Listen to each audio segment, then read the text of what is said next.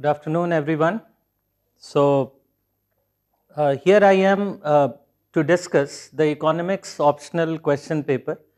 Let me introduce myself first of all. I am Shyam Sundar and I take the economics optional classes at this institute.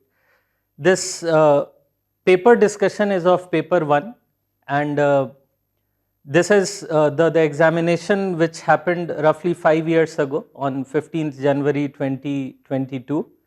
So I'm sure many of you will be looking forward to understand what kind of questions came in and how can you handle those questions. If you are appearing for examination, you will be getting a kind of a hint that how can you handle them. Those who have already appeared, obviously for them it will be a kind of a cross-checking the way that they attempted the questions. So let's clarify a few things in the beginning before I begin the discussion formally. Here in the background I have the paper 1. But before all that, before we discuss the specific questions, this examination has to do a lot with how you interpret the things in terms of economic theory and how do you apply that economic theory in a particular situation. And that is why even in paper 1 there are a number of application based questions which are found. So you should develop that habit of knowing both the theories, doing the graphical interpretation as well as taking up the impact of those theories in a realistic world. This is these are some of the prerequisites of this examination. And if according to my knowledge this is the first discussion that is happening on the economics optional news question paper which happened on 15th January. So I hope that will be helpful to most of you. Okay, two things further on the question paper this year, and obviously we'll be looking into more of these things as we move further. One is that contrary to a couple of years question paper which you may have seen, this year they didn't ask a numerical directly. But having said that, you should know that still I would advise that a numerical aptitude or an aptitude to have some kind of numerical derivation will be needed to handle this question paper. I'll be giving you examples as I move into the details of it. Secondly, this is more focused towards macroeconomics in a way. Either the macroeconomics associated with domestic or the macroeconomics in the international sense. So I would say it is slightly biased in favor of macroeconomics, the paper, but that kind of unpredictability you can always face every year in the examination. This should not act as a kind of an indicator that every time there will only be macroeconomy based questions. There may be other kinds of focuses also. So with that in mind I begin, and since we have limited time duration, it won't be possible to write each and everything. I'll be giving you the broader sketches because that is what most of the smart students need. That once they can identify how the question should be taken up, then they can, I'm sure, continue from there through their readings, through their notes also. So that has to be kept in mind. I'll try to give you some of the readings that can be helpful to you along with. So this is the section A, as most of you will be knowing. Those who are not aware, there are 8 questions in all, and out of the 8 you have to attempt 5 of them, out of which 2 are compulsory. The question 1 and the question 5 are compulsory. In both questions you will see 5 subparts of 10 marks each.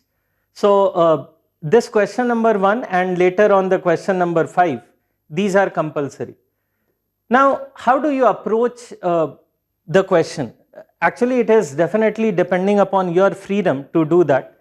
But one way can be to look into the first and the 5th question first, which in any way you have to attempt. And at least you should be writing down the answers which are of simpler questions, as in something which you are well read about and you are more confident about. Because as the time progresses, that raises confidence. So that even if there are a few questions which you are not very well aware of or are partially aware of, you are able to get hold of that particular question. With these things in mind, we begin. So the first question has been a very traditional question. Okay, I think this is one of the simplest questions being asked this year. Compare and contrast Marshallian and Walrasian approach of the stability in equilibrium. So this is a question from microeconomics, where in microeconomics the stability of market equilibrium is taught. This is a purely graphical question. If you are good on making the graphs related to this question, then you are going to have good marks on that. The basic difference between Marshallian and Walrasian approach, let's come back and discuss that. So this is our 1A. The basic difference is following. In the Marshallian approach,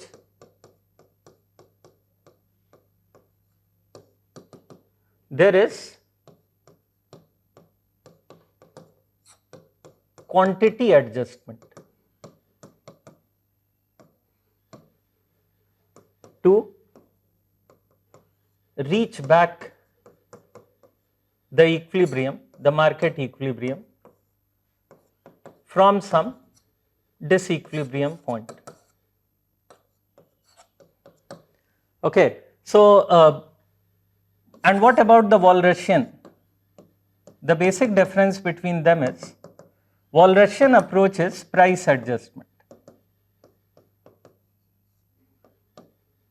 So this is the first thing that you need to know about answering this question.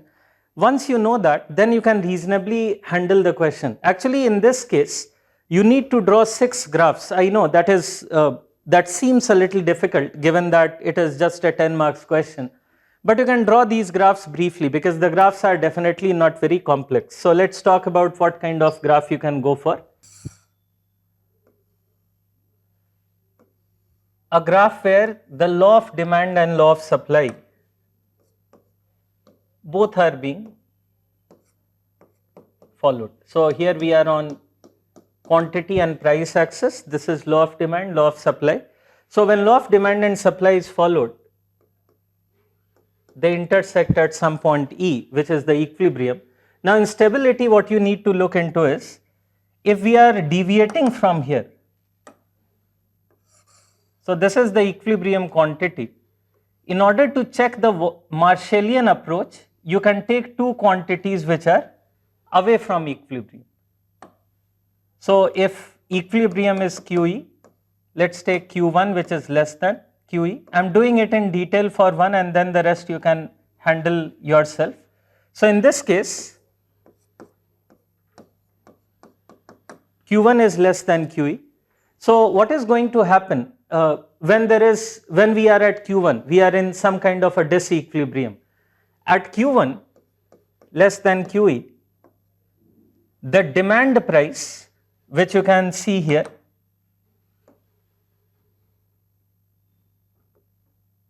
is higher than the supply price.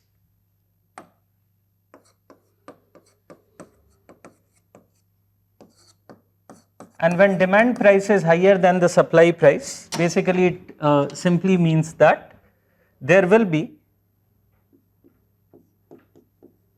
increase in production. Why increase in production? Because the consumers are willing to pay more than the suppliers are willing to receive, and therefore there will be increase in production of the good, hence the movement towards the equilibrium.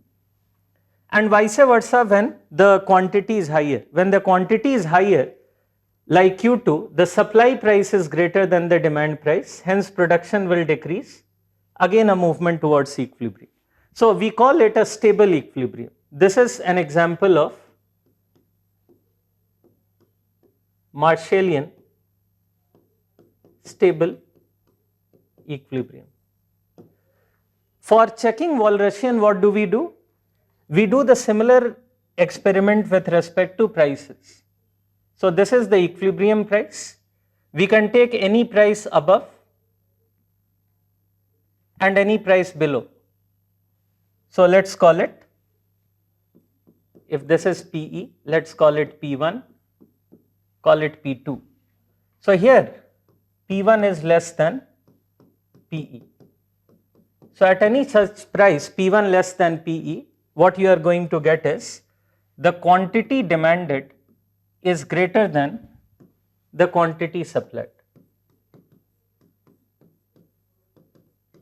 So since quantity demanded is greater than the quantity supplied, the producers are aware that even if they increase the price, there will be enough demand for it. So whenever there is excess demand situation, the price tends to increase. So there will be a movement towards equilibrium. Vice versa for a price P2 which is higher than PE. At P2 which is higher than PE, there will be opposite. There will be excess quantity supplied, hence that will be bringing down the price. So in this case, we also have Walrasian stable equilibrium.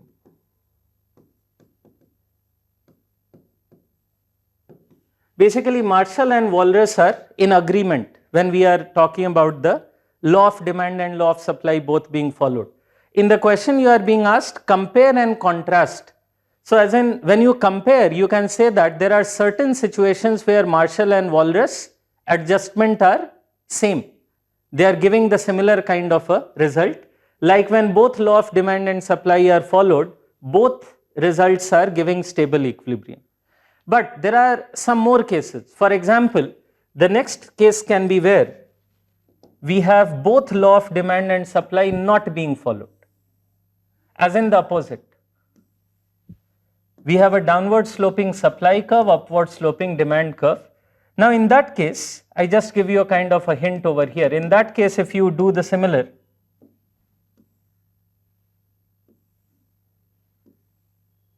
interpretation. So this is quantity in equilibrium, this is Q1 less than equilibrium, Q2 more than equilibrium. Now I'll just orally tell you, when quantity is less, what is happening here? The supply price is greater than the demand price. So producers want higher price than the consumers are willing to pay. Hence, the producers will not produce more, rather they will produce less. So there is a movement away from equilibrium, unstable equilibrium. Similarly, at Q2, the demand price is higher than supply price, meaning thereby the consumers are ready to pay more price than the producers are willing to receive. Movement away from equilibrium. So this is a case where we have Marshallian unstable equilibrium. So this is Marshallian unstable equilibrium. What about Walras? In case of Walras interpretation, suppose that we have P as equilibrium, P1 as a price less than equilibrium. So at P1 what is happening? At P1 quantity supplied is actually greater than quantity demanded. So when there is excess quantity supplied, the price falls, movement away from equilibrium. At P2 there is excess quantity demanded, the price increase, movement again from away from equilibrium. So this is also a case of Walrasian unstable equilibrium. So when both law of demand and supply are followed or both are not followed, then Marshall and Walras are in agreement with each other. In one case both will tell that it is stable, in the other case both will tell it is unstable. But there are other cases also. So once you do these things in some detail, you can be a little quick because you have limited time. You can be more quick after it. So the third case is where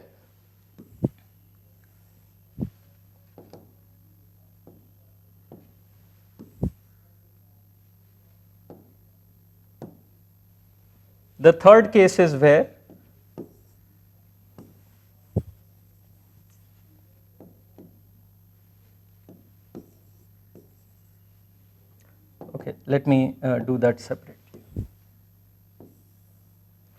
We have the supply and demand curves both being negatively sloped, but supply curve being steeper.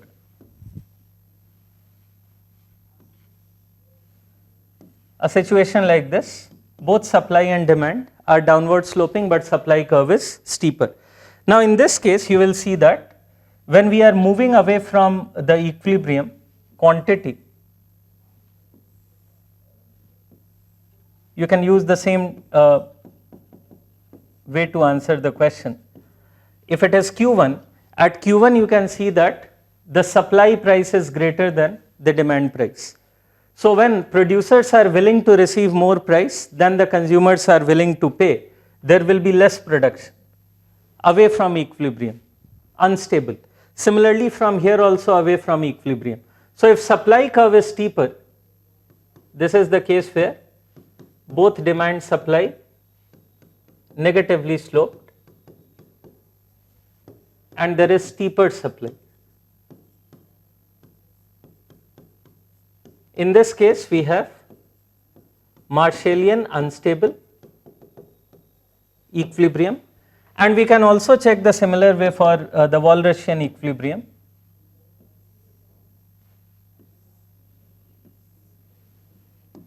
If we compare as from the equilibrium price, a price which is below this, at P1 which is below the equilibrium price, the quantity demanded is higher than quantity supplied. So excess quantity demanded, price increases. Here excess quantity supplied, price decreases. So this is Walrasian stable equilibrium. So here Walrus and Marshall are not in agreement. So your question is telling compare and contrast. There is a contrast.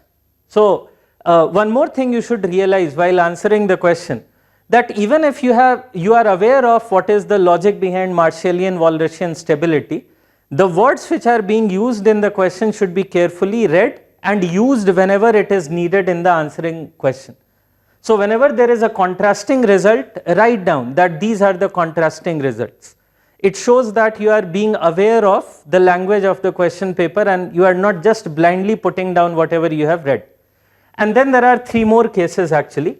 The other cases where both are downward sloping but demand curve is steeper. So what is the case in that situation? When both are downward sloping, but now we talk about demand curve being steeper than the supply curve. Now in this case, you will see that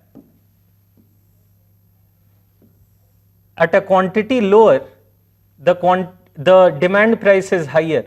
Therefore, there is a movement towards equilibrium. At a quantity higher, the supply price is higher. So there is again a movement towards the equilibrium. If the demand curve is steeper here,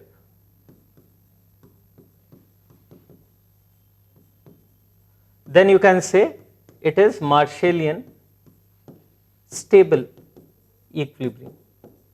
And although you can guess by your reading earlier, but still you can show more clearly that it will be unstable equilibrium in terms of Walrus. So to check that, you can take some equilibrium price, one below, one higher. At P1 which is lower than the equilibrium price, the quantity supplied is more than quantity demanded. Hence price falls. At a higher price, quantity demanded is higher, price increases. So Walrasian unstable equilibrium. And exactly in the similar way, you can have two more graphs which are, I quickly draw these graphs and tell you what is going to happen. The last two cases are where both demand supply are upward sloping, and the difference is that in one case the demand curve is steeper, supply is flatter. In the other case, supply is steeper and demand is flatter. Now when the demand curve is steeper, and you can check that out, you will see that there will be a movement away. If it is Q1, Q2, then there will be movement away, because here the supply price is greater than the demand price, therefore a movement away. Here also the movement away. And as far as the Walrasian case is concerned, the opposite. At a lower price P1, there is excess quantity demanded, okay, as compared to supply, so price increases. At a price like P2, price decreases. So this is the case where you have Marshallian unstable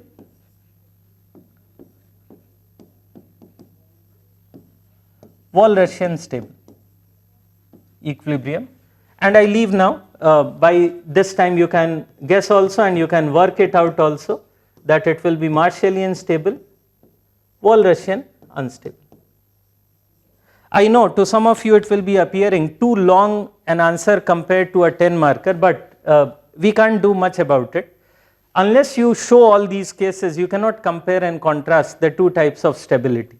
So a kind of a help from my side, if that is doing something for you, draw the graphs very quickly and in shorter spaces, because your space will also be limited. And when you are explaining these graphs, you can be very brief. As long as your diagrams are conceptually correct, you will get good marks even if you write less, because there is no other option. Suppose the similar question comes as a 15 or a 20 marks question, then you will be expected to write a little more also in greater detail, depending upon the requirement of the question. So that is how you can look into it. Let's go back to the next question. The next question was talking about the fact that it was talking about, okay, I just read it out. Using generalized Lorenz dominance, show that lower inequality represents higher social welfare state. Okay, now this was a relatively different question that was asked this year. Actually, this is not one of the most crucial things which they have been asking for these years, except that Lorenz curve is done in the inequality part of the syllabus, but Lorenz dominance is relatively rare concept that has been taken up in most of the textbooks also. So let's talk about what is Lorenz dominance first, and then we come to the meaning of what question is trying to ask from you. So in this case, this is 1b. You can begin with, I am just giving you a broader sketch of what you can begin with. So definition of Lorenz curve, which I am sure most of you have done. So Lorenz curve is nothing but a kind of plotting of, it plots cumulative percentage of population against the cumulative percentage of the income or the national income. And the standard way in which this kind of a plotting is done is this. So for Lorenz curve, what we typically do is we draw a square.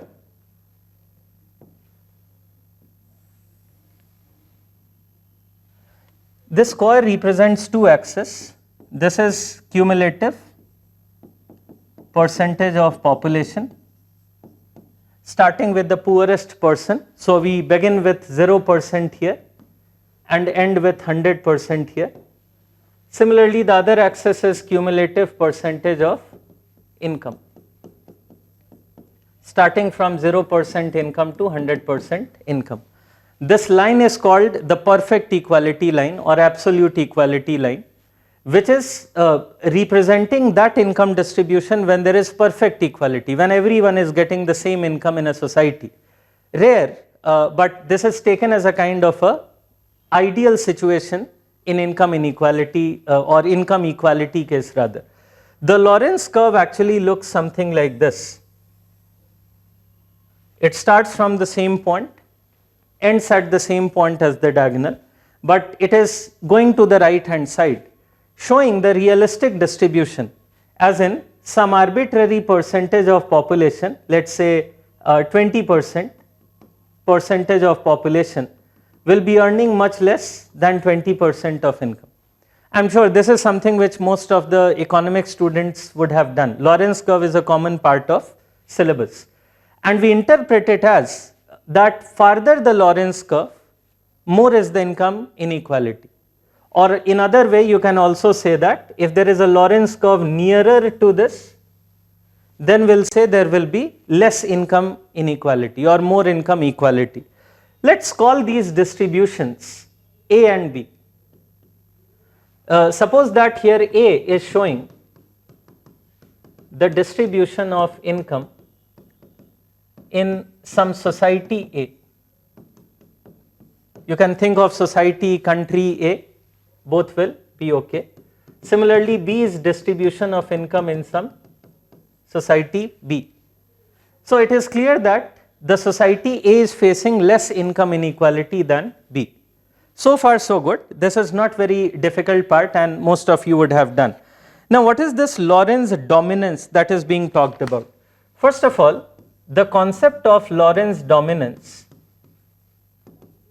was given by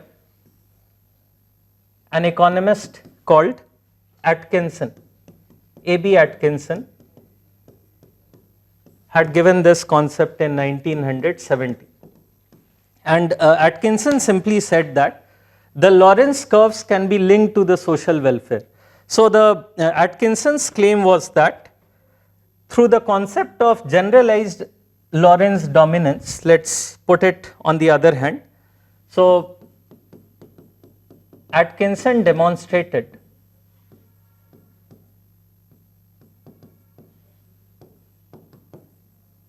that under certain conditions, the non-intersecting Lorenz curves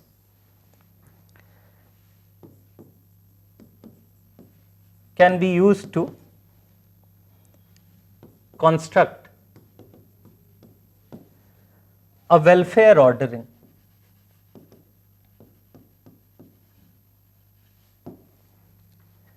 So there are some assumptions which you need to remember here when you are writing the answer.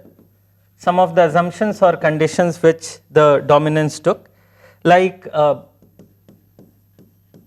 social welfare is a function of individual utility.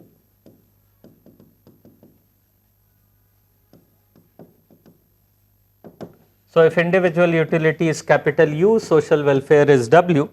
W is a function of individual utilities, and in turn the utility functions U are strictly concave functions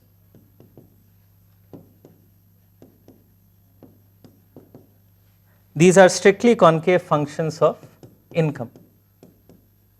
Call it Y. So income, because in a Lorenz curve we are doing the income inequality, so that is where the income comes in to play its role. So in this case, as we are seeing that there are two possible distributions A and B. So the Lorenz dominance can be given in this manner for A and B. We can say that if we have a social welfare function given by Wy, which is welfare as a function of income, let's say as the summation of utility over the income of all individuals, call it Yi, where I can be summed from 1 to n. I is any individual that the Atkinson talks about. Then Atkinson claims that, or you can say according to Atkinson,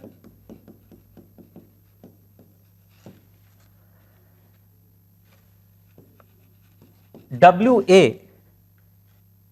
will be greater than Wb if Lorenz curve associated with A is closer to the line of perfect equality than B. As we have seen already, that Lorenz curve associated with A is closer to the line of perfect equality, then the social welfare associated with the distribution A will be greater than that of distribution B.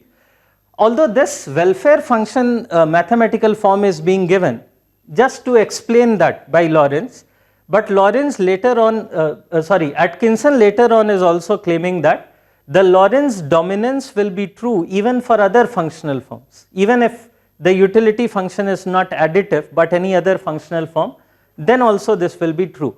Not just that, Atkinson also says that converse will also be true. Converse will also be true. As in, if we are given the information that welfare associated with the distribution A is greater than that of B, then the Lorenz curve associated with A must lie closer to the perfect equality line. So this is the Lorenz dominance, but it is important to understand some conditions like the Lorenz curve shouldn't intersect. Then the Lorenz dominance will not be there. Well, if you need to read more on it, you can refer to Amartya Sen's book, which is named as On Income Inequality. In that, while discussing the different inequality measures, he is also linking it to the social welfare function. You will not generally find this kind of a explanation in most of the books. Coming to the third one.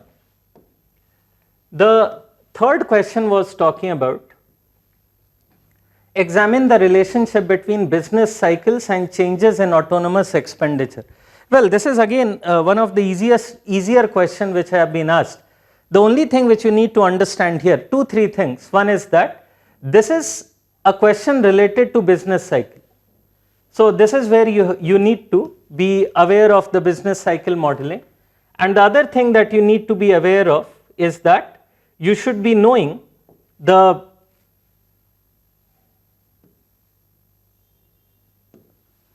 one is that you should be looking into the business cycles, okay. And the second thing which is there is the changes in the autonomous expenditure. So these are the two keywords which you need to realize first of all. Business cycles means this is a question which is related to business cycle theory.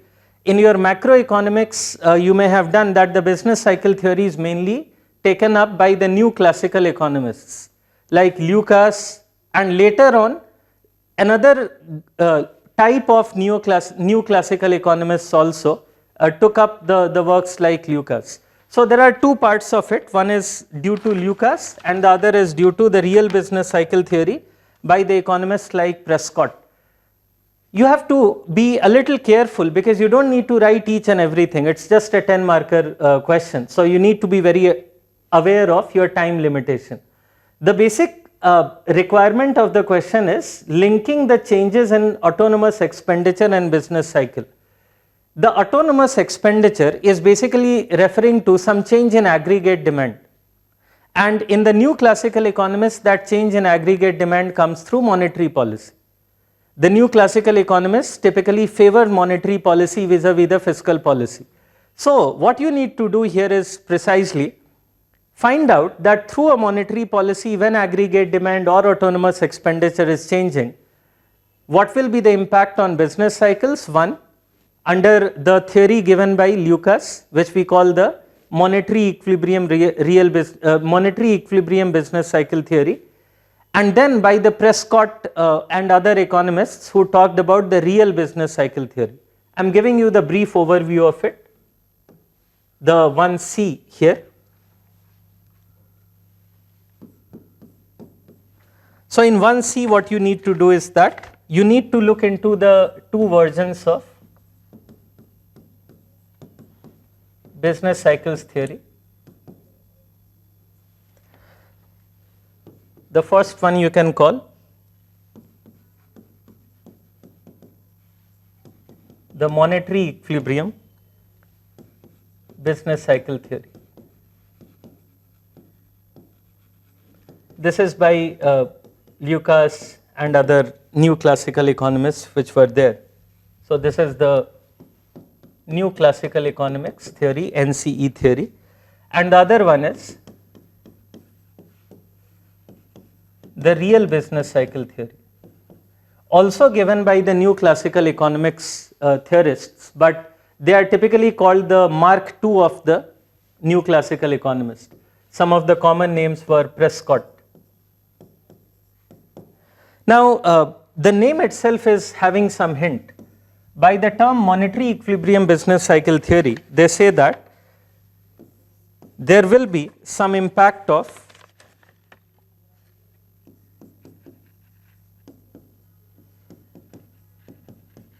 autonomous expenditure. So again, the same hint you should keep in mind. In most of the textbooks, you will see that they are talking about monetary policy impact in the business cycle. But since the question is talking about autonomous expenditure, be careful that you need to refer to that regularly. Impact of autonomous expenditure through, let's say, some monetary policy on the output, employment, etc. So in this case, again, you need to give you some assumptions, like some of the common assumptions that the first theory took.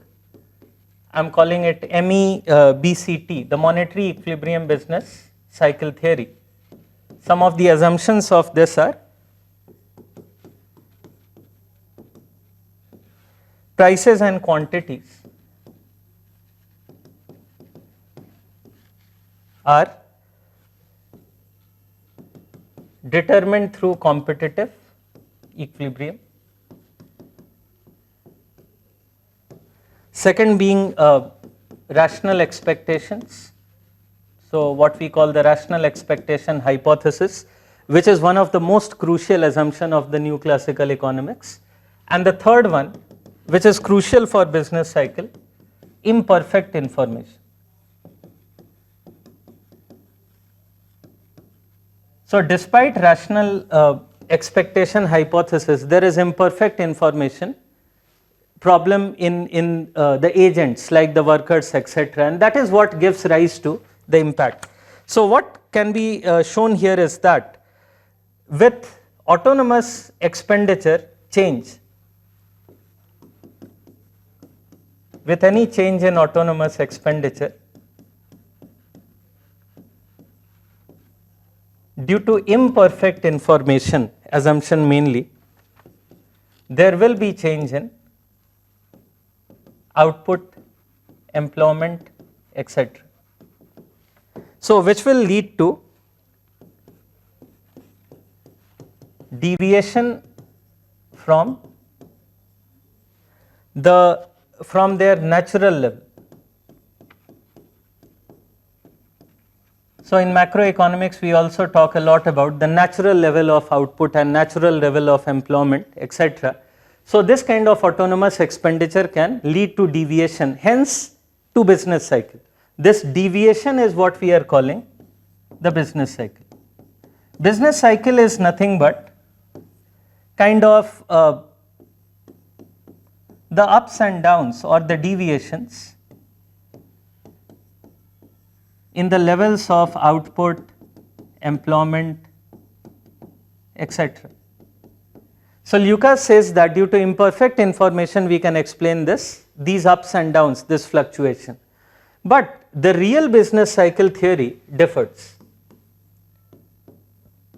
The real business cycle theory is of the view that the autonomous expenditure will have no impact on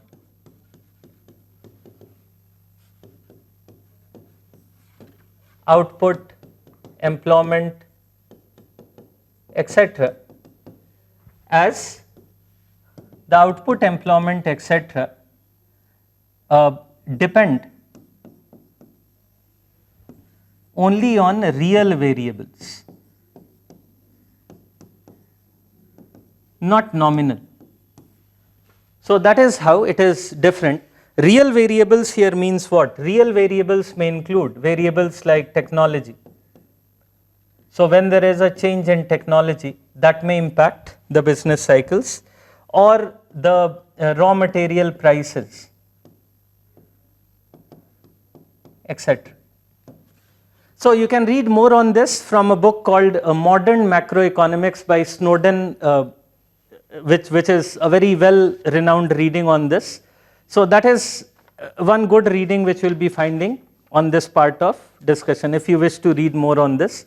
Actually, for this examination, there are two books which are very often considered very good in macroeconomics. One is the Freund textbook, which is also a very good textbook, but somewhat simpler.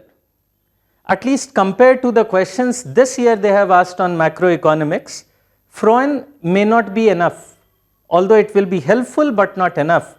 So that modern macroeconomics book will be helpful to you. Let's talk about the next question now,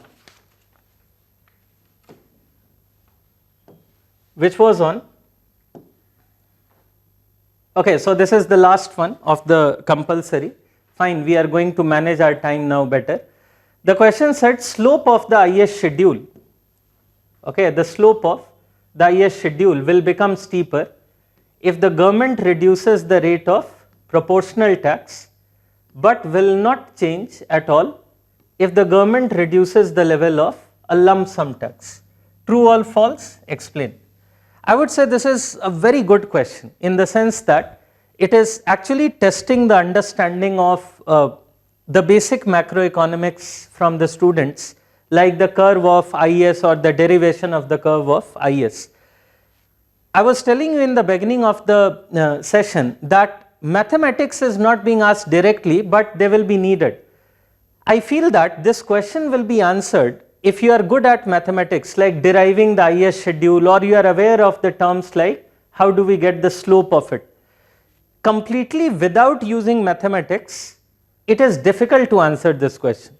May not be impossible, but mathematics will make it much simpler. Let's see how. So this is our 1E that we are taking up now.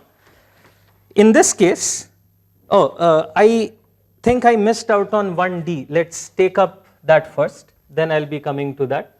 So 1D was related to, does government borrowing always crowd out the private investment? Okay, the question was asking that, does government borrowing always crowd out the private investment? Illustrate. This is again one of the simpler questions, but again you will need to draw some graphs. Okay, so you should be quick in terms of drawing the graph, economizing your space in drawing them. Crowding out of private investment means that when government is borrowing in order to have, let's say, an expansionary fiscal policy, then the private sector is not left with the borrowing, so that the private sector investment reduces and the overall economic growth reduces, the GDP reduces. So one way to understand crowding out is that whenever through an expansionary fiscal policy, the output level does not increase much, then you can say this is crowding out. And more the impact on output, you will say lesser is the crowding out. Or in other words, you can say crowding out is inversely related to effectiveness of the fiscal policy. More effective the fiscal policy, lesser the crowding out, and vice versa. Keeping that in mind, let's talk about how can you answer this question. So in this 1D, again you need to draw some of the graphs, keeping in mind that what is the requirement over here. This can be drawn through the ISLM model. I am straight away going to the graphs mainly in order to show you. Actually, I would say there are two sets of graphs, each consisting of 3 can be drawn. Why am I calling it a set? Because in the first set what we are looking into, we here consider that IAS curve has same slope,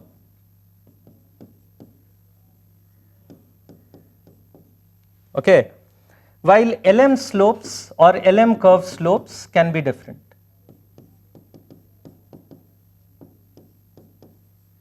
So in all these 3 graphs that I am drawing on this page will have the same IAS curve. You can roughly try to ensure that your IAS curve is not very different in these. I am sure all of you are aware that IAS curve is downward sloping curve. You can read more on that from any basic macroeconomics textbook. And don't forget to label these graphs. Okay, I may leave it for some because we are having limited time for discussion. So this is output or income, and this is interest rate. Whenever we are drawing any IS or LM curve, we draw it on output or Y and the interest rate. So with IS curve being the same, but the LM curve slopes can be different, what are the possibilities? One possibility is that LM curve is very flat. Okay, the other possibility is that LM curve is very steep. And the third possibility is that LM curve is vertical. This is the classical case, the vertical LM curve, that is the third one, is often called the classical case. The classical theory claims that the LM curve should be vertical. But here the question is asking government borrowing. So government borrowing means that government has not been able to collect enough tax as compared to the expenditure that it is making. So it automatically means expansionary fiscal policy. Expansionary fiscal policy means IS will shift to right. So in all these three you can shift the IS curve rightwards, keeping one thing in mind, that the horizontal part of the shift should be roughly the same. Obviously no one is going to measure it to the scale in the exam, but try to ensure that it is roughly the same. As in, what am I telling you is, this part, this horizontal shift should roughly be kept as the same, even here. You will generally see that in the relatively steeper version of it, it will be appearing to have not shifted enough, but still it is shifting due to the nature of the diagram. So similar shift you can do in all cases.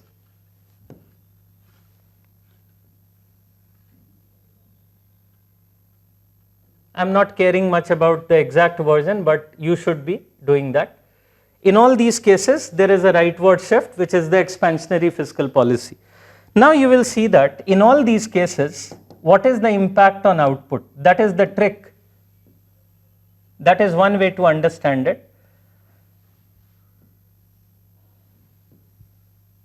So in the first case, you will see that there is a significant increase in output with expansionary fiscal policy as compared to the second case.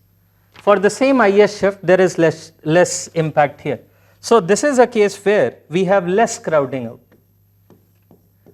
Okay, first of all, going by the wording of the question was telling, does government borrowing always crowd out private investment? You should begin your answer by writing the statement, no, it is not necessary. Whenever you are getting a question where you have to take up yes, no, etc., and you are very well sure that what is going to be the impact, you can be more clear. Fine, you have freedom to do that at the end also. But somewhere you have to make it clear that whether you agree with the statement or not, whenever such a question comes in. So clearly no, the answer to this will be no, because the crowding out can be, first of all, different. Here we have less crowding out when the LM curve is relatively flatter. Here we have more crowding out. And in case of the vertical LM, we have complete crowding out.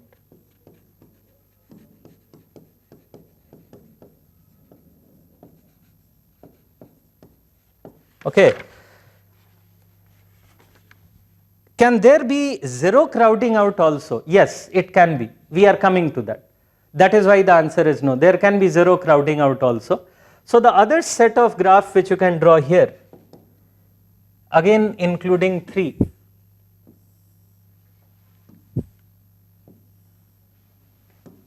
will have the other version, as in it will take LM curve to be having the same slope,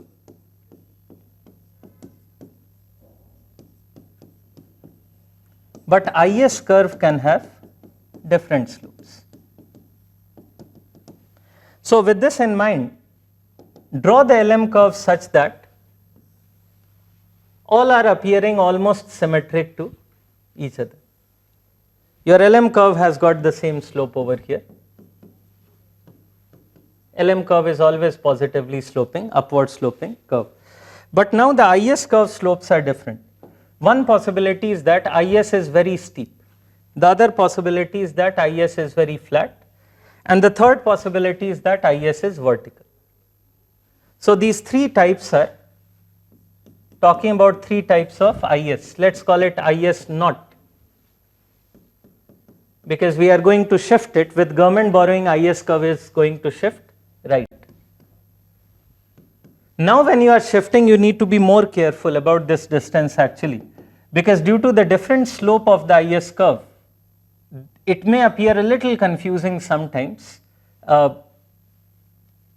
have the same shift over here. So try to ensure that roughly the similar amount of shift is happening. Now when you will see from the first to the second, in that case your shift will appear to be relatively less. The only reason is that your IAS curve is relatively flatter. So don't worry about it. Here if shift is appearing a little less than this. More important here is to understand that what is going to be the impact of it. You can call the new IAS curves as IAS 1.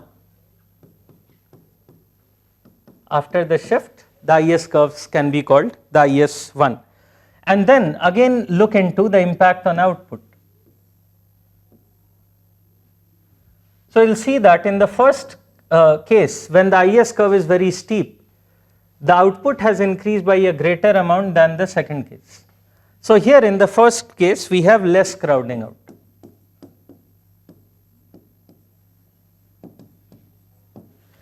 In the second case, where the LM curve is, the IAS curve is relatively flatter, we have more crowding out. And here, since by the entire amount of IAS shift the output has increased, we have zero crowding out. So crowding out is not necessary. There is a possibility of zero crowding out if there is vertical IAS. This would be the complete answer. But fine, even if you are having less time and you can show the two extreme versions where there is complete crowding out and when there is zero crowding out, and one of the intermediate version, that will often also do.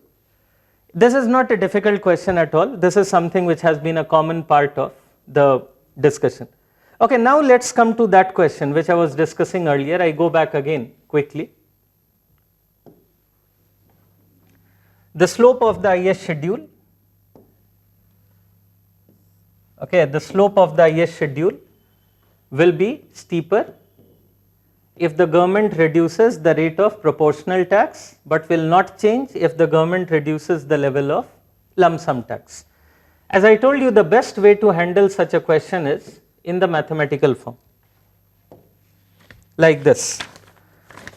So for this, the 1E, let's derive the IAS curve. I know you may have derived it earlier, but when we normally derive the IAS curve, then we don't think of taxation. We often do it without having an idea of taxation. But here, since in the question taxes are specifically mentioned, you need to keep in mind that. So you know that IAS curve is the curve of product market equilibrium or goods market equilibrium, where we have Y equal to AD, aggregate demand. Now the aggregate demand function here can be written as C plus I plus G. We assume net export to be 0, or we are assuming a closed economy here. That will not impact our result. Actually, we can add here NX, that will also not impact our result. But since in the question the main focus is on taxation, we can assume closed economy, that will not impact our answer even if it is open economy, which can be written as C bar plus small c YD, YD is disposable income, plus I bar minus B of I is interest rate, plus G bar. Wherever there is bar, we are talking of autonomous part, okay, and wherever there is no bar, it is talking about a variable. So YD is again is including the impact of taxation, etc. here. So you can further simplify it by telling C into y minus t, where t is taxes, plus I bar minus bi plus g bar. T here refers to taxes. Now, since in this question they are talking of both variable and lump sum tax, we take tax to be a function of both. Let us call t is equal to t bar plus small ty, where t bar is a type of lump sum tax, the autonomous part of taxation, something which government is charging irrespective of income, while the small t is the proportional tax rate, something like income tax rate. The small t here is the proportional tax rate. So let's replace it here and then simplify this to get the IAS curve equation. You'll be finding the equations to be something like this. You can work it out yourself also. That finally, if you take up all the parts and arrange it, you'll be getting y to be equal to, or better call I, because we are trying to have a IAS curve. Bi first of all will be equal to c bar plus I bar plus g bar minus c t bar minus y into 1 minus small c minus small t. Okay, I am just ensuring that you can work it out from here. Just simplify this, keeping y equal to this. If you take it up y equal to this, replace t from here and then simplify, arrange it, take bi to one side, because IAS curve is keeping I as the vertical axis, as in the kind of the dependent variable. So this will give you the IAS curve equation as c bar plus I bar plus g bar minus c t bar, small c t bar, divided by small b minus 1 minus small c minus small c t divided by b into y. Well, your answer is in this equation. First of all, this is the equation of IAS curve. This is the equation of IAS curve, where the first part is intercept and this part is slope. Okay, the question is more on slope here. The question was telling, I repeat the specific words of the question, that IAS schedule will be steeper if the government reduces the rate of proportional tax, which means if the government reduces this t. So if t is reduced, you can clearly see that there will be reduction in c into t. If c into t reduces, then this entire thing in bracket will be higher. So you can easily see that. Let's go to another page. As t decreases, this 1 minus c into t increases, hence steeper slope of IAS. So one part of the statement is correct. The first part of the statement is correct. Let's check the other part. The other part is telling that slope will not change at all if the government reduces the level of lump sum tax in the economy, which is also true. As t changes, which is the lump sum tax, t bar changes, no impact on slope, because the slope is not having any component related to t bar. T bar is only here, there is no t bar here. So the statement is true. Be careful, write this down properly, that the statement is true, and that only will be finishing your answer. The good thing is that if you are reasonably quick in this mathematical derivation, this type of a question will be taking lesser time also. That will be a benefit for you. let's come to the next question.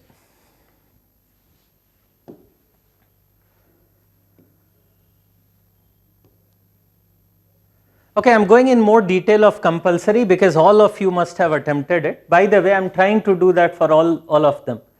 The second question was asking that explain the differences between the Courno model of duopoly with similar product and differentiated product. Well, this question will also need your mathematical awareness. Again, not impossible, but it would be difficult to answer the question without any mathematics. So it would be better to take it up if you are good at mathematics. Now again, this is something which is not a very common question, common in the sense majority of the textbooks talk about Courno model only with similar product or homogeneous product, not with differentiated product. But in this question you are supposed to talk about differentiated product also. So let's see how we can handle that type of a question. So in this question, I would say that you can proceed with the similar product. You can, so this is 2A. You can divide your answer in two parts.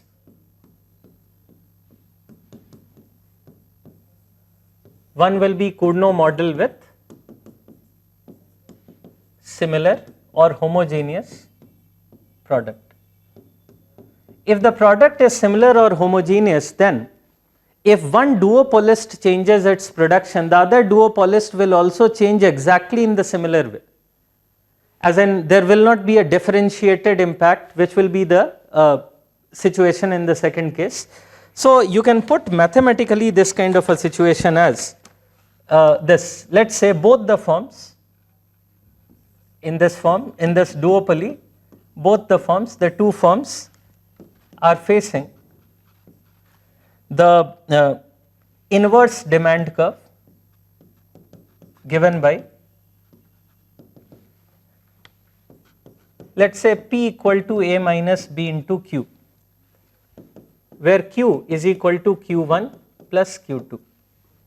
Here Q1 is the production of firm 1, Q2 is the production of firm 2. But if you notice, the slope is same. That is what we commonly do in Courno model. The same slope here is indicating that we are talking about the similar product. Now in similar product, how do we get Courno-Nash equilibrium? First of all, you also need to have cost curve. So suppose the cost function is given by capital C I equal to small c into Qi, where I is the ith firm.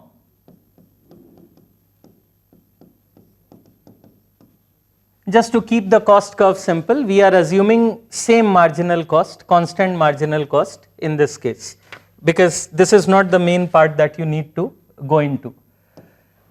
The way to handle this question is that find out the profit function of the firm 1 and then the firm 2 and then the Courno-Nash equilibrium. I am sure many of you have done it when you practice some numerical. So I would be brief, quick on that. Profit of firm 1 here can be given as pi 1, which is the total revenue of the firm 1 minus total cost of firm 1, which will be P into Q1 minus C into Q1. Now replace P here as A minus B into Q1 plus Q2. Replace it here, solve it, you will be getting pi 1 to be equal to, you can confirm your answer as A minus C Q1 minus B Q1 square minus B Q1 Q2. You just need to simplify this. Now what does the Courno model says or Courno-Nash equilibrium says? It says that one duopolist firm will be maximizing his profit given the output of the other firm and vice versa, as in both are maximizing given the other. The reaction curves intersect. And how do we get reaction curve? For reaction curve, we need to look into the profit maximizing condition. So suppose we are having reaction curve equation for the firm 1, for this we need to maximize profit, for which we need to differentiate it with respect to Q1. So basically for handling this question, if anyone is attempting the question number 2, they should be good at mathematical interpretation, otherwise better leave it, better go to some other question. In any case it was not a compulsory question. So you can do this and equate it to 0 and get the equation. Finally you will see, if you equate this to, if you take a partial derivative of this part, which will be A minus C minus 2BQ1 minus BQ2 and equate it to 0, finally you will be getting from here Q1 being equal to A minus C upon 2B minus half of Q2. So this will be the reaction curve for firm 1. The way that we have chosen the mathematical equations, the reaction curve for firm 2 will also be similar in a way, which will be, so the reaction curve for firm 2 will be Q2 equal to A minus C upon 2B minus half of Q1. You can mathematically derive it also exactly in the same way. Calculate pi 2, where you have to calculate P into Q2, C minus CQ2, then simplify, differentiate it with Q2, and then you will be getting this reaction curve. What is the Courno-Nash equilibrium? The Courno-Nash equilibrium is a situation when the two reaction curves intersect. You can also draw it graphically. Actually, if the question had been only on the similar product model of Courno, you may skip the mathematics also. Had it been only on simpler Courno model, you can just do it graphically. But the coming up of differentiated product, according to me, will make it more important to look into the mathematics of it. So how can you show it graphically? Take Q1 on one axis, Q2 on the other, draw the reaction curves. So the reaction curve of firm 1 will appear like this, for firm 2 will be appearing like this, and wherever they are intersecting, let's say at point C, this will be the point of Courno-Nash equilibrium. Okay, so this way also you can do, but you can actually derive the quantities also. For that, you just need to use these two equations. Suppose this is equation number 1, this is equation number 2. Then take the value of Q2 from equation 2 and put it back here, and then you will be getting the equilibrium.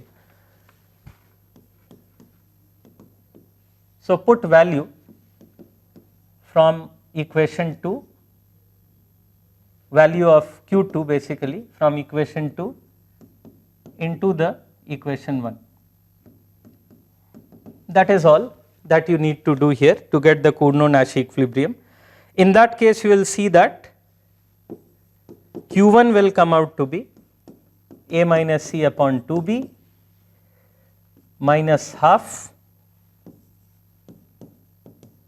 A minus C divided by 2B minus half of Q1.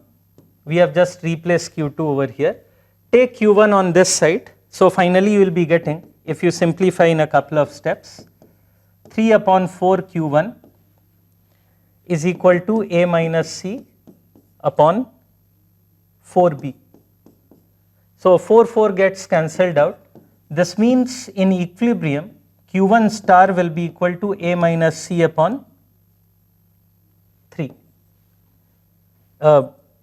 B, A minus C upon 3B. And since both firms are producing similar product, you can take this Q1 asterisk and put it in equation 2 back to get Q2 star.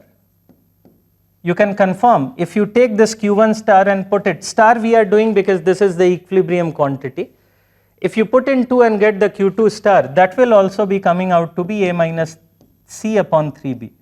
You can confirm it yourself, which means when they are producing the similar or identical product, in equilibrium they will produce the same quantity. Both of this will be A minus C upon 3B, A minus C upon 3B. So this is how you can graphically also show the Courno-Nash equilibrium. Now this is a very common part which I am sure every economics optional student would have done, but the answer is not complete yet, because the second part is talking about the differentiated product. This is a little more complex part compared to the first one, but more important is to identify that what will change in differentiated product. In this case we can have the inverse demand function given in slightly different manner like this: P equal to A minus B1 Q1 minus B2 Q2. So you notice that the main difference is that earlier we had just B, now we have two different coefficients here, because in simple words, in layman terms it is telling that suppose the firm 2 changes his production Q2, then firm 1 will not react exactly in the same way as earlier. Or you can say that the conjectural variation is no longer constant. In the earlier Courno model, the conjectural variation was constant. Here it is not constant because it is differentiated product. And then you can exactly go the same way as we did in the earlier part. You can call cost function as same, Ci equal to C of Qi, get the profit function. Okay, you will be getting pi 1. I am just putting some results. You can confirm your result with this. The profit function will be A minus C into Q1 minus B1 Q1 square minus B2 Q1 Q2. And if you take the first order derivative of this, del pi 1 with respect to del Q1, then you will be getting and equate it to 0. Finally you will be getting that Q1 will come out to be A minus C divided by 2B1 minus half into B2 upon B1 into Q2. Okay, so if you differentiate it, it will be A minus C minus 2B1 Q1 minus B2 Q2, equate it to 0, take Q1 on one side. So this will be the reaction curve of firm 1.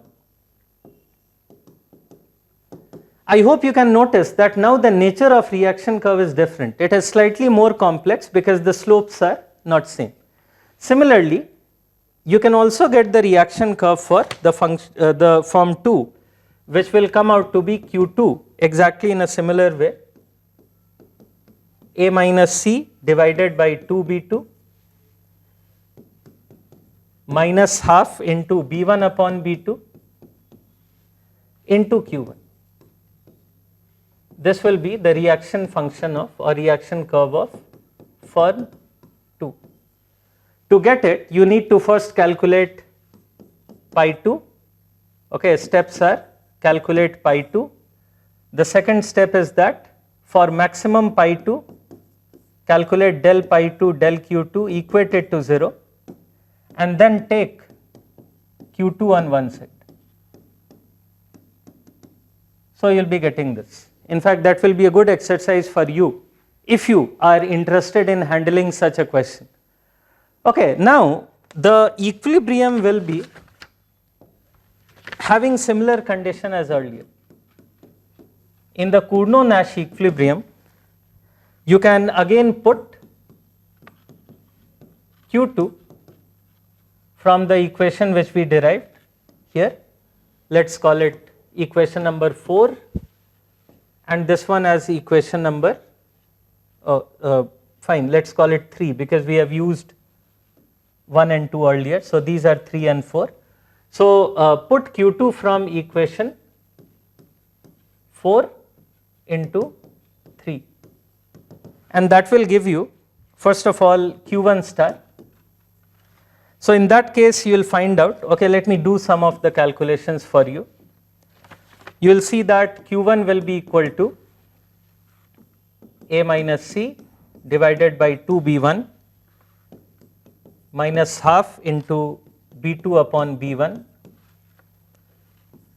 and then Q2 is what? A minus C divided by 2B2 minus half into B1 upon B2 into Q1.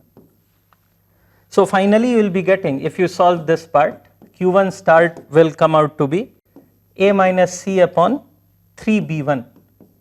Well, the nature of this term appears similar to the earlier result, except that instead of B here we have B1, and your Q2 star will come out to be A minus C upon 3B2. So basically in the second case, their equilibrium quantity are not same. In the similar product case, it was same. So you can say that Q1 star is not equal to Q2 star, unless obviously B1 equal to B2. But if B1 is equal to B2, we are in the first case back. So that is what you are supposed to tell in this question. The question was asking you, explain the differences. So we have explained the differences between them. I don't think you need to worry much about the diagrams, etc., because it will be slightly more complicated over here. Going to the next question.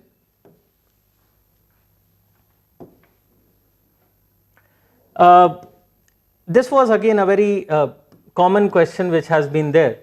What type of conjecture is involved in the existence of King demand curve?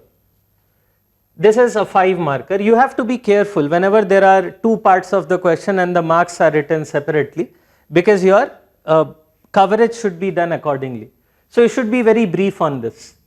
The major part of the question is asking, do you think that King demand curve model is a price determination model in an oligopoly?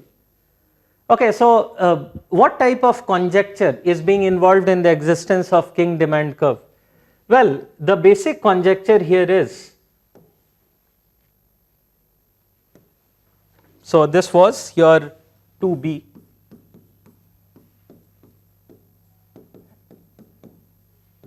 Conjecture means what kind of behavior that one firm expects, that is from the other firms in oligopoly. So in this case, the conjecture, first of all, Paul Sweezy had given this model.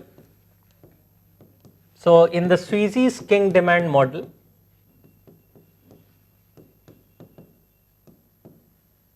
the conjecture is that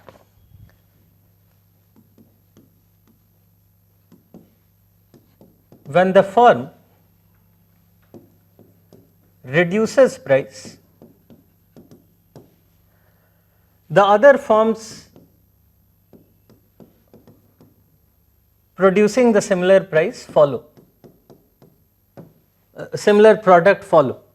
Okay, when a firm is reducing its price, the other firms will also be following if they are producing the identical product, basically to compete with the earlier firm, but not vice versa. When the firm increases price, then the other firms don't follow.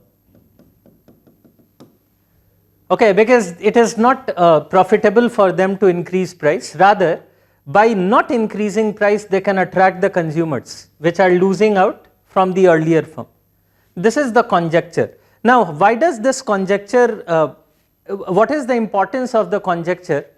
Let's see that graphically. So this is again mainly graph based question. If your graph is correct, then you are likely to get good marks in this particular answer. So graphically speaking, what will happen in this case? There is only at least 1 or 2 graphs, not more than that. So you should be liberal in terms of your space, I would say. The reason that the prices are decreased whenever a firm decreases but not when it is increased gives rise to a King demand curve shaped like this. Okay, this is the King demand curve theory. I'm sure you have read about it. If not, you can. It is available in any standard microeconomics book. Like Courno talks about King demand curve. Even H.L. Ahuja textbook on microeconomics talks about it. So you can look into oligopoly either in Courtesian's book or H.L. Ahuja, you will get it. So this is something which is very commonly found. Let's call it E to denote equilibrium, and let's call it capital D.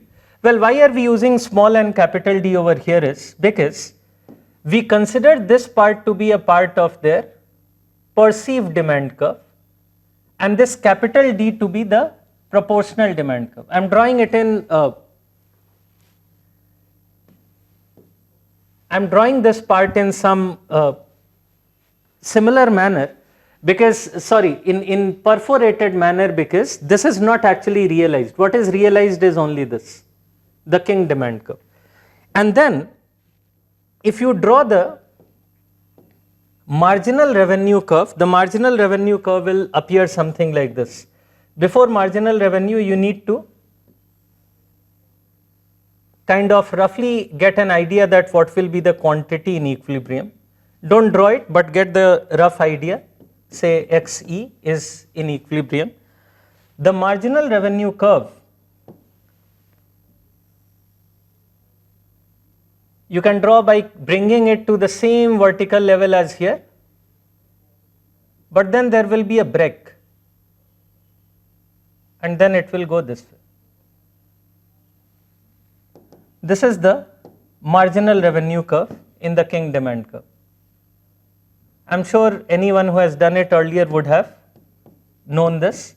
So the unique thing about King demand curve is that there is a discontinuous part in marginal revenue. Why? Because of the kink.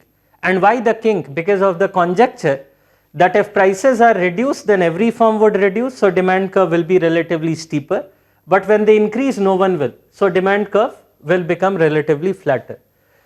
So this is the conjecture part, first of all. Then comes the part 2 of it. The part 2 was asking that do you think King demand curve model is a price determination model in an oligopoly market? Well, this is like a criticism of King demand curve. Why? Because the King demand curve simply tells that there will be some price level, let's call it PE, which will be in equilibrium, but is not using marginalistic principle or some kind of profit maximization principle to arrive at it. So there is no profit maximization principle used, something like MR equal to MC. The problem is that MR itself is discontinuous, and if the marginal cost curve is going through this, we cannot have strictly MR equal to MC for one MC curve. It will be true for this MC curve also, call it MC1. It will be true for this MC curve also, call it MC2. So actually for a family of MC curves, there may be the same price. Hence we cannot have, there is no profit maximization principle. Hence it is not a model of price determination. Obviously you need to write more on this because this is a 15 marker question. So you can put it, but your graph should be conceptually correct. The other problem is also that how does this PEs come up is not being explained by the model. For example, there may be one King demand curve of this type, there may be another King demand curve of this type. Now, which is correct one? There is no way that Sweezy talks about. In one of them, the price in equilibrium may be P1, in the other it may be P2. So there is no specific mention of at which price the kink will come. That is why also it is not a price determination model. So you can use all these arguments over here to handle the question. Then comes 2C. Again, I think this was a simpler question in the sense that it was straight away from a model. The question was asking that examine how profit, wage and rent in Ricardian system move differently with the movements in the level of income. This is a question on Ricardian theory of distribution. Actually, this question was a little surprising in the sense that most of the times they have asked questions on the Kaldor theory of distribution, or sometimes Kalecki. In many years they are asking, very rarely the Ricardian theory, but Ricardian theory is actually the first theory of distribution, and it is typically covered, at least I cover it in my class when I do the theory of distribution. The Ricardian theory of distribution is the first thing which is covered over there. So the Ricardian theory of distribution can be understood from the standard theory of production graph. I am doing it graphically more, and the write up I am leaving it to you, because the write up you will get again from any standard textbook. Ricardian model is given more or less in every book, like H.L. Ahuja talks about it. You can look into H.L. Ahuja, Advanced Microeconomics. Here we have, labor on one hand and agricultural output on the other.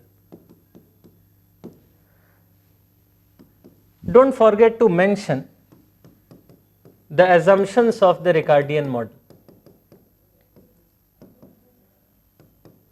Whenever you are getting a question in economics, particularly the questions which are 15-20 markers, even if they don't tell you, ideally you should put down the assumptions, because the marks will be impacted if you don't put it down. So some of the assumptions can be given in this manner. There are two sectors in economy: agriculture, industry. Although the focus mainly is on industry over here, but still they talk about the both of them. Like in agriculture, both wages and output are given in terms of corn. Corn is a representative term that Ricardo uses for the agricultural output. Agricultural output is often referred by corn.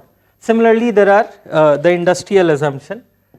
The second assumption is diminishing returns to the variable input, which is labor.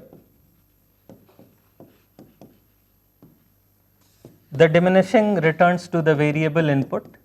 Here we are taking labor as the variable input out here. And a couple of other things, if you read the H.L. Ahuja book, you will be getting it. That is not a very difficult part. Then the important thing is you need to draw two curves, one the APL and the other the MPL, average product of labor, marginal product of labor, which is nothing but you can derive from the theory of production. And then draw a line basically where the marginal product is crossing the average product, because our area of interest is only to the right, which is called the second stage of production. So Ricardian theory is operating in the second stage of production by default. The other assumption that Ricardo makes is that there is subsistence wage. So there is some subsistence wage level, which you can call as W. Okay. The most important thing in the theory of distribution is to find out the level of rent, wages, profit, etc. So first of all, we can choose any arbitrary level of labor, call it OM. And from OM, if you draw a vertical line upward, touching both MPL and APL, you will be getting all the three things, which are, so this will be the wages, this part. The other part will be determined through the difference between APL and MPL. Okay. You can draw horizontal lines over all these parts. This first rectangle over here is the rent, and that is the concept of Ricardian rent. Rent is nothing but the difference between the average and marginal product. So this part is rent. this part is wages in the agricultural sector, because this is the subsistence level of wage, and this part is profit. Why we are doing only this much? Because the operation is in the second stage of production. In fact, you can also make your origin from here. It doesn't matter much. I drew this just to inform you the full-fledged APL and MPL curves, etc. So these are the rent, wages and profit. This is the standard Ricardian model. But the question is not just asking it. Question is asking you that with the movements in level of income, how will they move differently? So for movement of income, you can say that with any type of capital accumulation, whenever there is capital accumulation,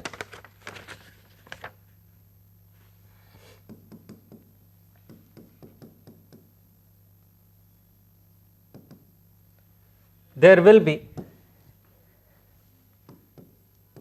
higher level of output.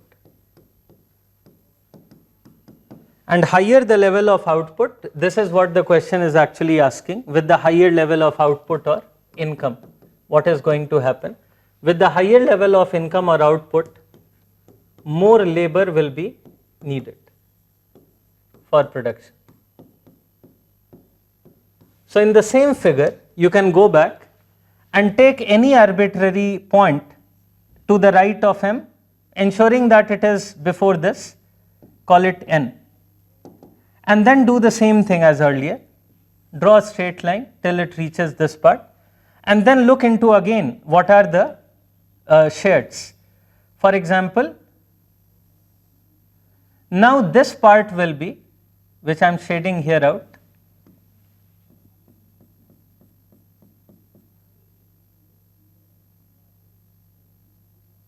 yes, the difference between the two. This part will be your rent, this will be your wages, and the profit will be very small, which I put just like that. This part is the profit. So what we see is that the profit reduces as the income level is increasing, rent increases because the difference between APL and MPL is increasing, wages are same, profit reduces. That is why Ricardian model is also called pessimist model. It is telling that with capital accumulation and growth, the profit should not ideally reduce, rather it should increase, and that is one of the criticisms of the Ricardian model. But the question was not requiring you to write on that. You just needed to show that what is the impact of change in output or the level of income in the Ricardian system. Coming to the next question now. The third one was about, sorry.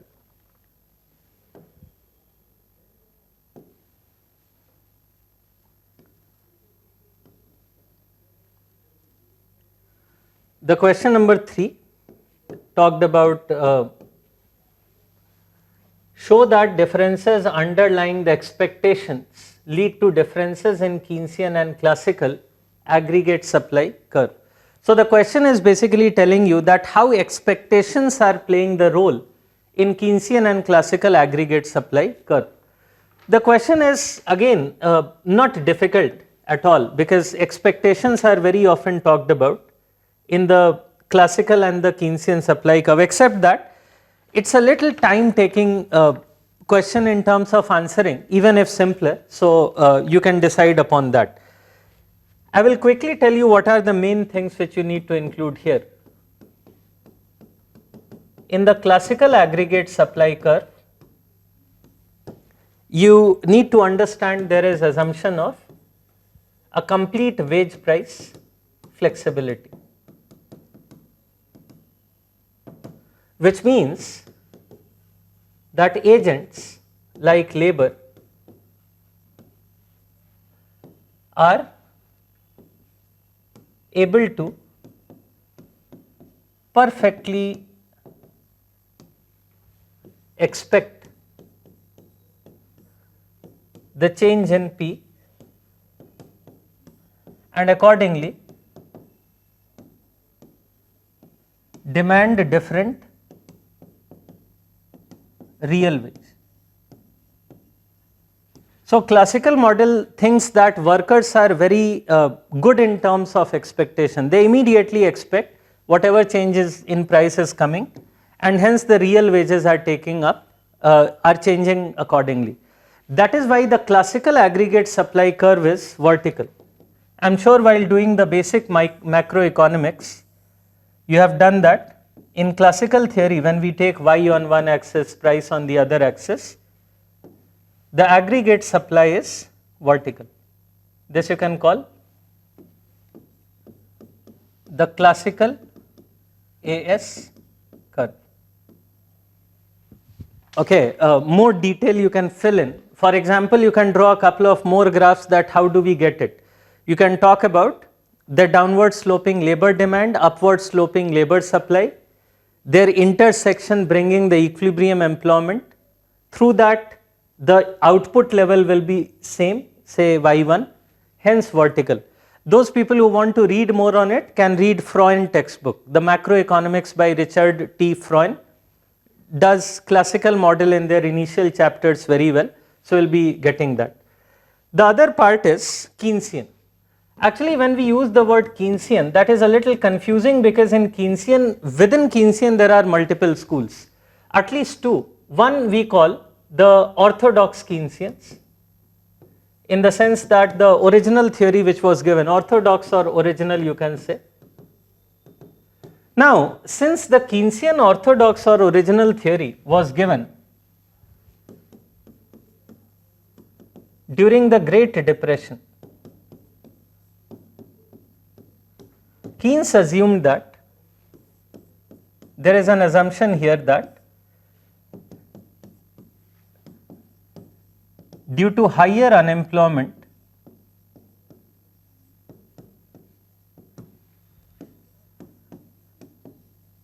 the workers are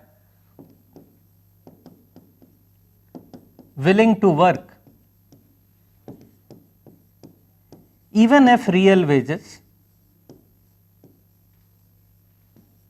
are not completely adjusted for the price change. And that is why the Keynesian aggregate supply is just opposite to classical. In Keynesian aggregate supply, we have horizontal aggregate supply curve. This is the original Keynesian aggregate supply curve, exact opposite to classical, because Keynes is assuming that the workers will not be expecting any change in real wage even if price change, because that is a depression time, that is a time of higher unemployment. But what became more popular part of Keynesian theory is what we call the neo-Keynesian or sometimes even neoclassical theory. So the neo-Keynesians took up what we call the adaptive expectations. Don't forget that the main question here is on expectations. So in every part of your discussion, you should bring back that keyword, that what is the assumption about the expectations that they have. So in this case, the expectation related assumption is telling that the neo-Keynesian said that increase in money wage or nominal wage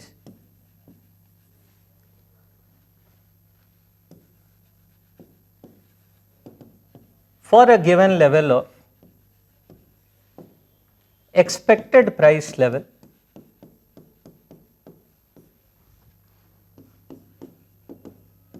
which you can call PE.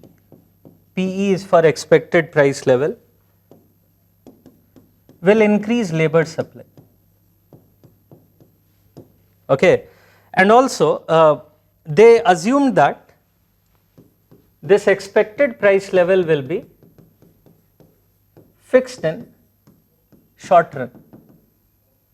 So the neo-Keynesian assumption is that the expected price level is fixed in short run, but not in long run. Keeping that it will be fixed in short run, The aggregate supply, now I draw 3 diagrams actually, which you can also draw in the classical case. Here we can begin with the labor market. Here you can say labor or employment. Here you can put the money wages. This is the labor supply. This is the labor demand. So in this case, there is one equilibrium level of employment, but then when the price increases, this labor demand is at, let's say, P1. Suppose price increases, then there will be labor demand at P2, where P2 is greater than P1. So accordingly, the employment will change, and therefore you can actually trace it back to the production function also.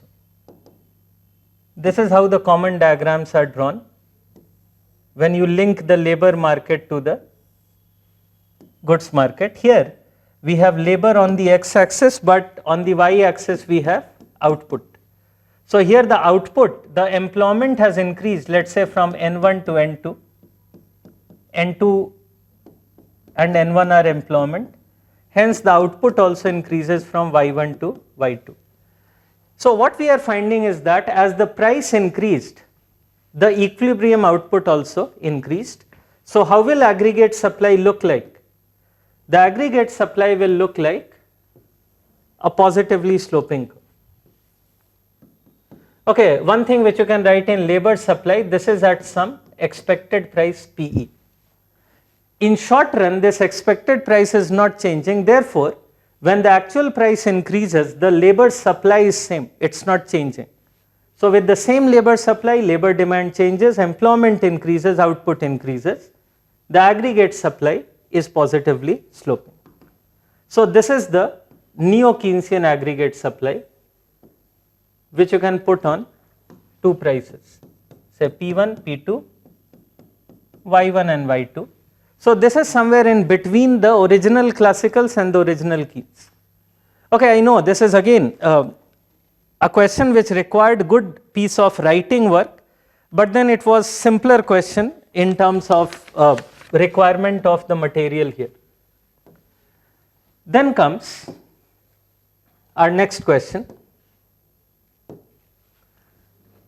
Yes, apply the theory of, this is 3B, apply the theory of liquidity preference to explain why an increase in money supply lowers the interest rate. What does this explanation assume about the price level? Again, this is a very simple question, straight away taken from the Keynesian aggregate demand theory, speculative demand theory, and related the liquidity preference theory. So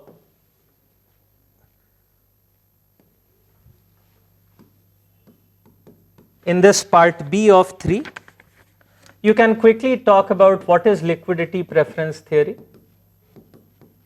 with some assumption.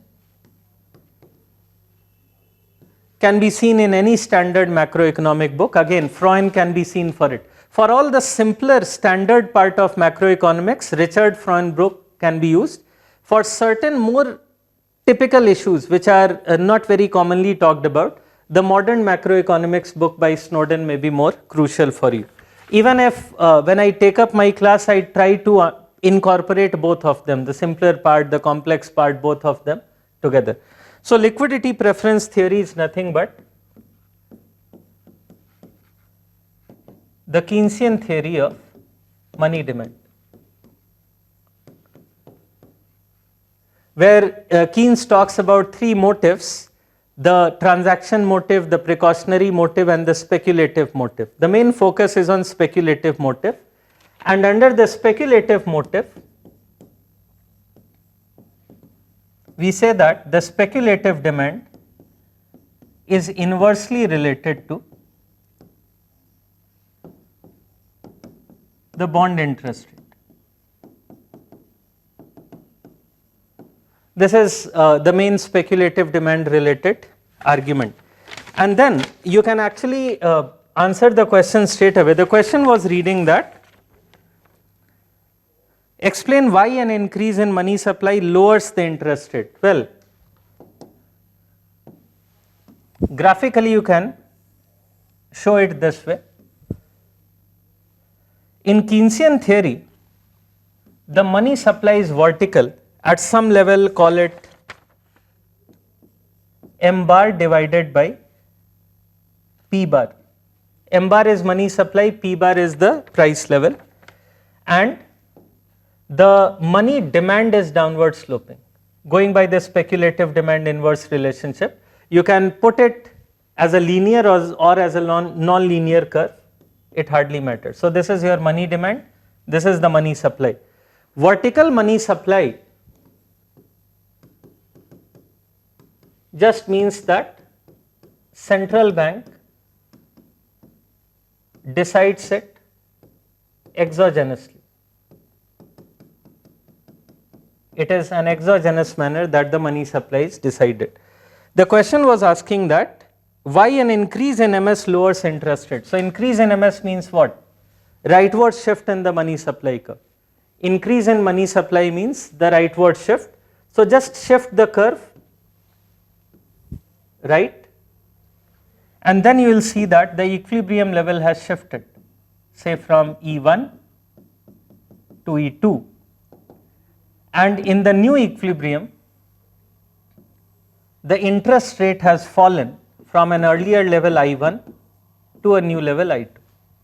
So first of all, graphically you can show that the interest rate is falling, but since it's a 15 marks question and the other part is not much space taking, do explain the intuitive part of it also. What is happening over here? It's like when central bank is increasing money supply, there is more liquidity in the hands of public, even if the money demand has remained the same.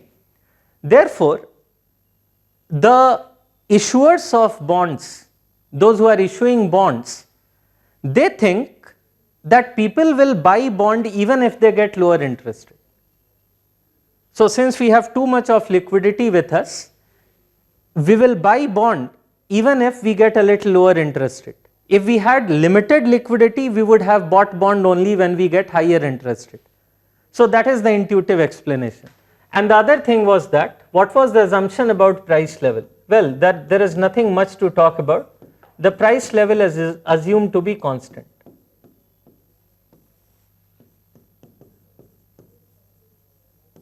In fact, this is one of the assumptions for the entire IAS-LM analysis that we do initially. In the basic IAS-LM analysis, we take price level as the constant. That is one of the limitations also, you can say, because if the price level is not constant, then this kind of argument may be questioned. So that is the other part of the question which was being talked about. If the price level is not constant, then interest rate will not be falling that much. Okay, there will be less fall in the interest rate, because here when I say it is increasing, say from M1 bar to M2 bar divided by P bar, suppose this price level is also increasing, then the rightward shift will be less, say till here only. And if it is till here only, you can see that the interest rate fall will be less significant. It was very easy question, I would say. One of the easiest questions which have been asked in this examination. Okay, let's go back. The C part of question number 3, which was talking about how the weakness of the Keynesian speculative demand for money have been identified in the regressive expectations model. Well, again the question is on speculative demand. So there is some overlap between B and C, you can say. Both are talking about speculative demand, but obviously there is a difference, because here it is asking that how it is shown as a weakness in the regressive expectations model. So let's see how you can go about it, or mainly what is this regressive expectation model. I am not repeating the speculative demand, that is what we have done, and this is easily available also.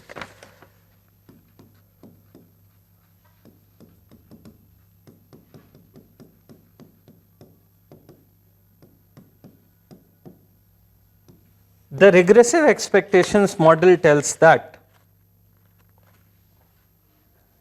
So the regressive expectations model tells that the Keynesian theory can't explain, the Keynesian theory can't explain that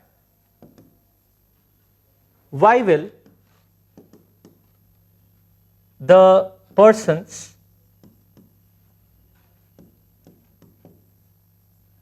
holding money, if the bonds give interest rate, either some interest rate, which is while money is not giving any interest rate, or higher interest rate than what the money is giving, like in the demand deposits, etc. So in order to explain that, the regressive expectation model tells that a bond holder, so this is the regressive expectation model, a bond holder expects to earn return from two sources.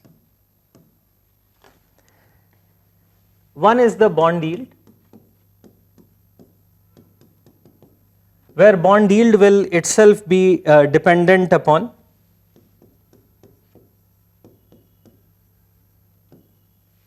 the variables like interest rate, bond price, etc.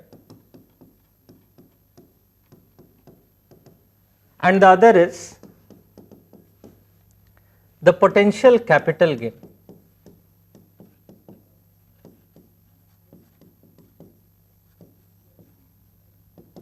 Where potential capital gain means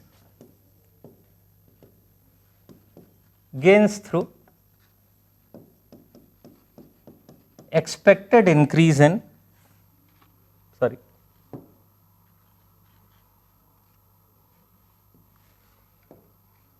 the expected increase in bond price. The second part I am writing here, the gain through expected increase in the bond price. And that is the reason which the model tells is the reason why people will hold money. They hold money technically getting less return than they would have got had they bought bonds, because they expect the bonds to be available at a lower price later. That is the regressive expectation model. Since it was a long answer question, a 20 marks question, you need to go a little further into it, go through the diagrammatic interpretations, etc. also. Like even in regressive expectation model, we will have a downward sloping money demand curve, or the demand curve for real balances with respect to the interest rate, but rather than the straight line given by Keynesian theory, it will be having a convex shape of this form. Okay, this will be the money demand curve given by the regressive expectation model, where they define some interest rate here which they call IC max, where IC is critical interest rate. So it is said that above this critical interest rate maximum, there will not be any kind of impact on the real balance, and similarly they have a minimum level of it,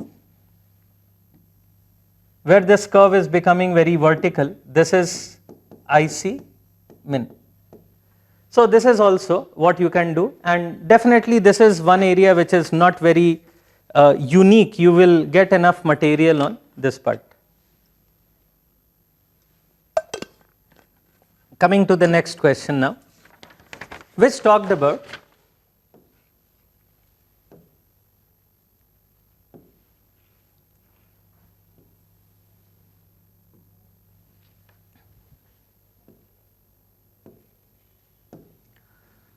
derive the short run aggregate supply following UCAS when expectations are not realized. assuming labor market clears, what will be its shape when the expectations are fulfilled? Okay, so basically the first part is has to be longer one, the second part is the shorter one. So this is a question on new classical economics, the fourth A that we are talking about is a question on new classical economics, wherein you have to derive the Lucas aggregate supply function. Well, again, although you can just do it graphically, but I think mathematical formulation will be more helpful. Before all that, follow the same trend, assumptions. Even if they are not writing, you should write the assumptions. The common assumptions of new classical economics is rational expectations or rational expectations hypothesis, and all the markets clear, what we call the continuous market clearing. Although in the question also it is written that labor market clear, but not just labor, all the markets clear in the new classical theory. Keeping this in mind, you can bring in the mathematical formulation which Lucas had kept. So in short run, the Lucas short run aggregate supply function looks like this: yt equal to ynt, n is for natural rate of output, plus some constant alpha into pt minus pet. Alpha is positive. As I told you, ynt here means the natural level of output.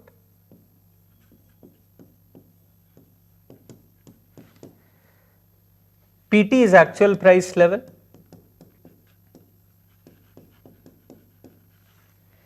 And PET is expected one.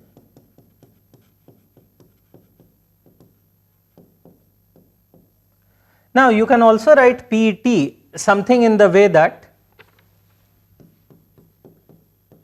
it is equal to expected value of the price level given information set in t minus 1. This is information. This is information available in last period. Since it is rational expectation hypothesis, it assumes implicitly that information is continuously getting updated. Okay, but the more important part here is that the question is asking, let me reread the question for you. The question is asking that when expectations are not realized, expectations are not realized means when there is a difference between PT and PET. Okay, so you can formally put it, when they say that expectations not realized,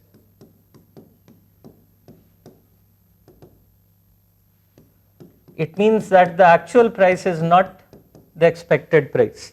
So either you can think of the actual price to be greater or you can think it to be lower, and accordingly give the argument. If the actual price comes out to be greater, let's say, then they will increase output. The firms will increase output, thinking that it is their price which has increased, not knowing that this may be a situation in the overall economy. Similarly, the firms will be decreasing output in the other case. Therefore, the short run aggregate supply curve has a positive slope. It is upward sloping. Okay, you can draw the graph also.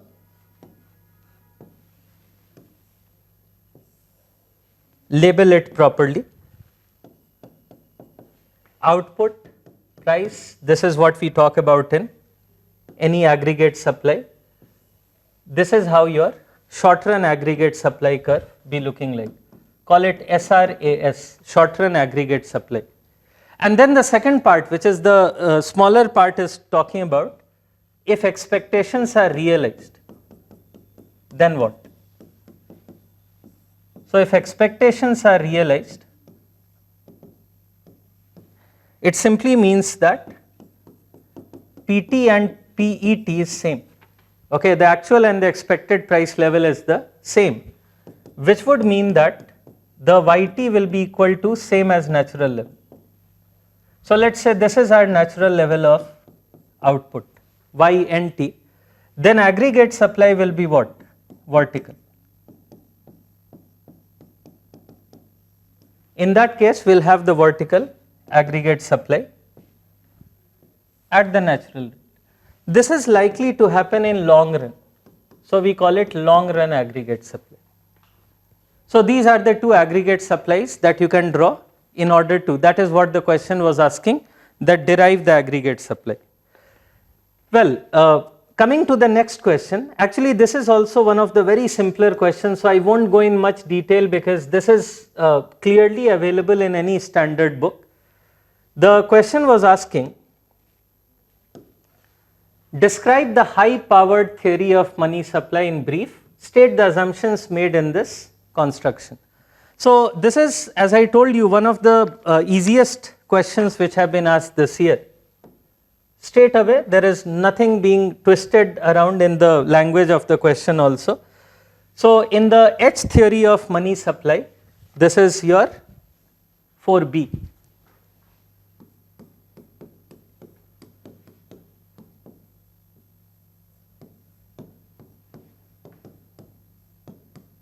For H theory of money supply, you can read Monetary Economics by S.B. Gupta. Any monetary economics book will tell you, like S.B. Gupta book will tell you about it. So H is considered to be policy determined. I am being very brief over here, which means that the supply of H will be taken as some level H bar. Now the main crux here is the demand for currency, or we want the demand for high powered money. So for that we get a notation for money multiplier. Through the demand for currency we get a notation for money multiplier, and also knowing reserves playing some role. So demand for reserves are also taken up. I put some of the mathematical formulations here quickly, like the currency demand is given as CD equal to small c of demand deposit. Okay. Then this is currency deposit ratio. The small c is currency deposit ratio. For reserves, you can write RD equal to small r into total deposit, where total deposit is equal to demand deposit into, demand deposit plus the time deposits. Okay. And also for time deposits, you can write small t into DD, where t is time deposit ratio. So when you combine all these equations, finally you will be getting that HD, the demand for high powered money, is demand for currency plus demand for reserves, which will come out to be C plus R into 1 plus T into demand deposits. Okay. And in equilibrium, the supply of H will be equal to demand for H. So the equilibrium can be shown as H is equal to C plus R into 1 plus T into the demand deposit. And this also gives us a kind of a multiplier impact, wherein we say that if the money supply is equal to currency plus demand deposit with the public, then we can write it as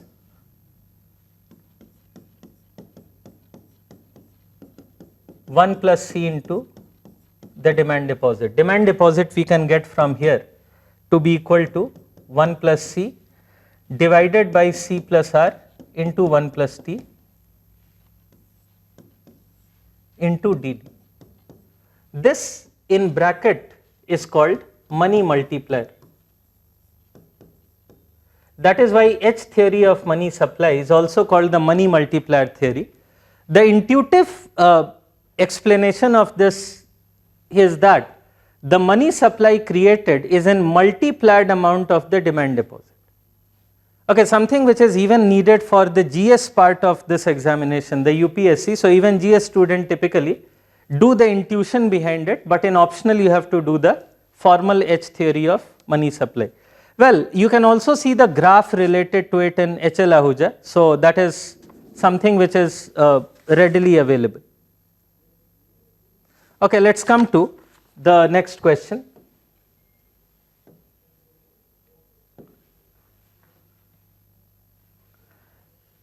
The 4C, this was telling, do you think that increase in government spending through borrowing from public accompanied by a fall in required reserve generates recession in the economy?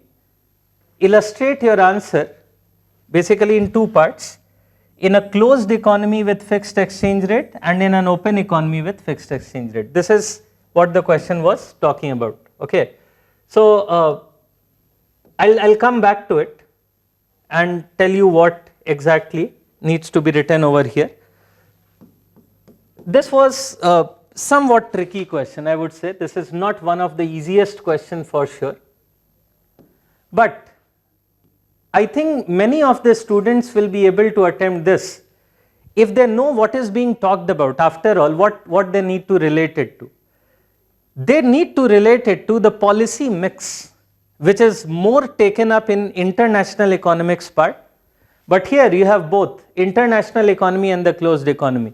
So this is given in Salvatore, the Dominic Salvatore book on international economics. You will see a chapter on policy mix, where why I can tell this is policy mix, because when they are telling government spending increase, they are talking about expansionary fiscal policy.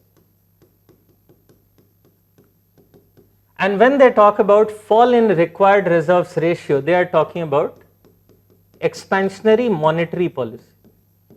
Hence, it's a question related to policy mix. Both are happening, expansionary fiscal and expansionary monetary policy. And then the question is asking, will it lead to recession in the economy? Illustrate in the two cases that they had given. So one way that you can answer this question is following. You can draw the external or internal balance graph, where one axis is fiscal policy, one axis denotes the fiscal policy, the other monetary policy. I would strongly advise you to go through Salvatore to get more detailed interpretation. And they say that in this fiscal monetary policy, we can have two balances, one referring to internal balance or IB, the other referring to external balance or EB. Internal balance means closed economy or domestic policy basically. Open economy means both, internal, external balance both. Also, what is important here is to know that in monetary policy, this is interest rate. So as we are moving up on the y-axis, on the vertical axis, we are going for contractionary monetary policy. Up, contractionary, down, expansionary. Here, this fiscal policy is denoting the government expenditure. Therefore, as we move right, it is expansionary, left, it is contractionary. So that is one more thing that you need to know. Now in this setup, they were asking about two possible situations over here. One was closed economy with the fixed exchange rate, which is they are only talking about the internal balance. So you can actually draw a separate graph for that. It would be better because your external balance will be confusing you. If I just draw an internal balance related graph, then to the left of it, we can call it unemployment, and to the right of it, inflation. Suppose that we start from a point A, which is a situation of unemployment, and then there is expansionary fiscal policy. So we'll go this way. Expansionary fiscal policy means moving rightwards. And the question is telling then expansionary monetary policy is also taken, which means down. So it is likely that from a point of imbalance we'll reach balance. Recession is not likely. If we begin from unemployment and there is simultaneously expansionary fiscal and monetary policy, which are both expansionary, we will reach the balance, no recession. But suppose that we begin from some point like B over here and do the same thing, expansionary fiscal then expansionary monetary, then we are nowhere reaching near to the balance. So this can lead to recession. So this is the first part where closed economy is there. The second part is talking about the open economy, for which you need to draw another graph simultaneously. And in this graph you can have both the internal balance, the external balance, and you can read Salvatore where it is well described that how internal balance will be steeper than the external balance. Now here the point to the left of external balance will be denoting a kind of a deficit, and then to the right a kind of a surplus. So here you can start from any arbitrary point again and check that out. Say this is C. So expansionary fiscal policy right, then expansionary monetary policy down will reach some kind of external balance. But the question is telling one more thing. There is no capital mobility. Actually that is again a little tricky, I would say, because normally when we do the policy mix we say that there is open economy, so capital is mobile. Okay, why capital mobility matters here? When interest rate is going down in the economy, capital is likely to move out. Okay, with the domestic interest rate falling, capital is likely to move out from the economy, which will take away the balance. But hence, since here capital mobility is limited, then you can say that no, there is not likelihood of reaching a kind of imbalance, there will not be recession. Similarly, you can check that out here. When there is expansionary fiscal, we can reach some kind of internal balance, but expansionary monetary policy will throw us out of the balance. So you can actually take two more points and check that out. Actually for the other 2 points the situation will be similar to this, and this is how you can handle the question. The question is unique, I completely agree, but I would say this is one way that the question can be handled. Coming to the next one. So now we begin with the other section. Fine, we have taken some more time, but hopefully we'll cover it in 1 hour or so. The question number 5, first question was telling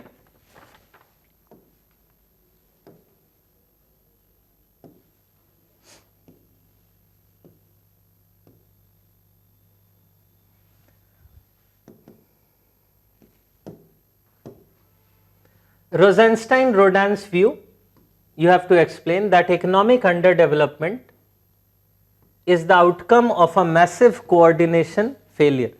Well, this question appears a little difficult, but actually it is not. If you have done anything on Rosenstein-Rodin's model, Rosenstein-Rodin's model is a model of development. I'll just call it RR model here. It's a balanced growth model of development. Balanced growth means that all the economic sectors should grow simultaneously. So the balanced growth model says that all the economic sectors should be growing simultaneously, which Rosenstein-Rodin also popularly call the big push model. So this is same as the big push model. Why Rosenstein-Rodin favored a balanced growth model? He says that if all the sectors grow together, it will create economies of scale, okay, and that will be helping the economy both from demand and supply side. Okay, so fine, if you want to read more on this, you can go through the Thiruvol book on economic development. I don't remember the exact chapter, but AP Thiruvol book on economic development has one chapter devoted to the balanced unbalanced growth. You will reasonably find it there to whatever extent you need. So here you can see that they say that the rationale for this is, the rationale for balanced growth here is that the scale of investment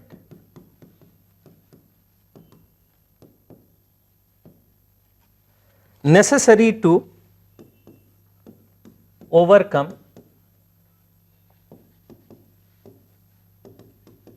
indivisibilities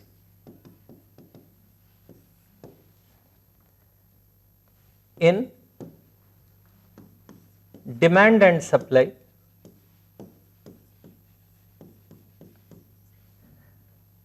side of development, the demand and supply side of development can only come through big push.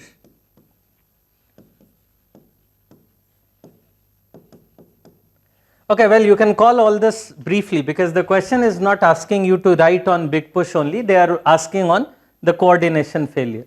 So from demand side, supply side of development, Rosenstein-Rodin meant the things like the limitations related to market, the limitations related to the market availability. On the supply side, he was talking about the limitations related to the lumpiness of capital. He said that the capital is often lumpy, and unless we take up heavy capital investment, it won't be bringing economies of scale. But for all this, the coordination is required. A very high degree of coordination is required.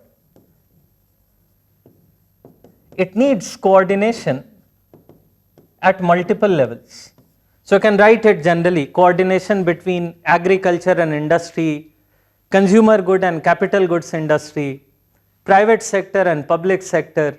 Everyone needs to be well coordinated. Only then such a big push can come.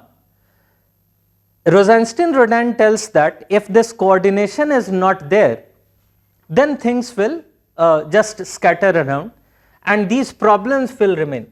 So you can write that these problems will remain, the market availability problem, the lumpiness of capital problem, and economy will not be able to achieve higher economic growth. So this is basically the question was requiring. Coming to the second one. Okay, this was mainly from the human development area. The question asked how gender sensitive human development index can be constructed. I am giving you a brief overview of it, but the detailed part you can see from the, so this is a discussion on gender development index, which is calculated by UNDP, the United Nations Development Program, in the Human Development Report.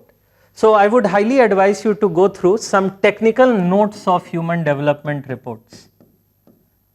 These technical notes contain the method of calculation of every index, or at least the most important indices calculated by HDR, like Human Development Index, Gender Development Index, Gender Inequality Index, everything will be given. And generally we have seen one question on this coming in the optional. So for Gender Development Index, there are a few steps which I am putting briefly over here. First of all, it measures, defining the Gender Development Index, it measures gender inequalities in three types of achievements. health, for which they look into female and male life expectancy at birth. Second, education, for which they look into female and male years of schooling. One is the expected years of schooling for children, and the other is the mean years of schooling for the adults. Okay, and then the third part talks about the standard of living, for which the male and female estimated income is calculated. Actually, the most unique part of gender development index calculation is the third one. Okay, go through the technical notes, you will find it. So roughly what they do here, for getting the estimated income, they calculate, I'm just putting some of the common steps here. In the first step, they calculate share of wage bill for each gender, share of wage bill for male, for female, etc. First of all, they talk about it. Then they look into the estimated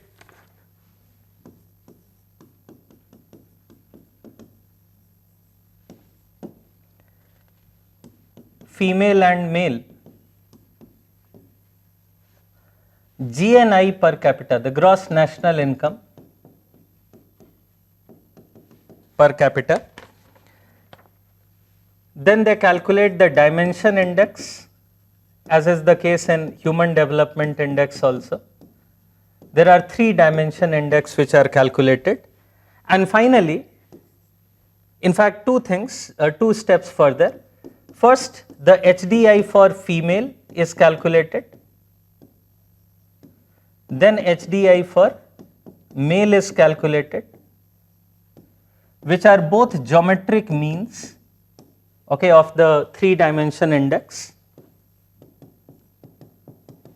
And finally, the gender development index is given as the HDI for female, F is for female, divided by HDI for the male.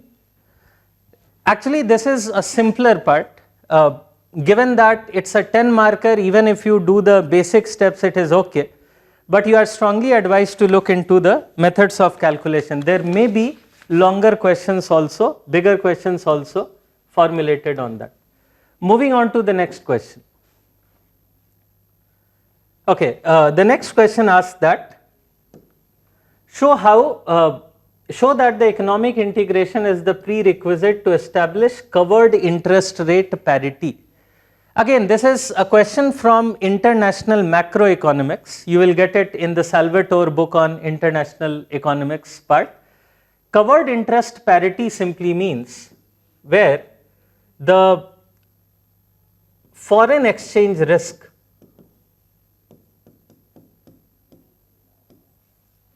is covered.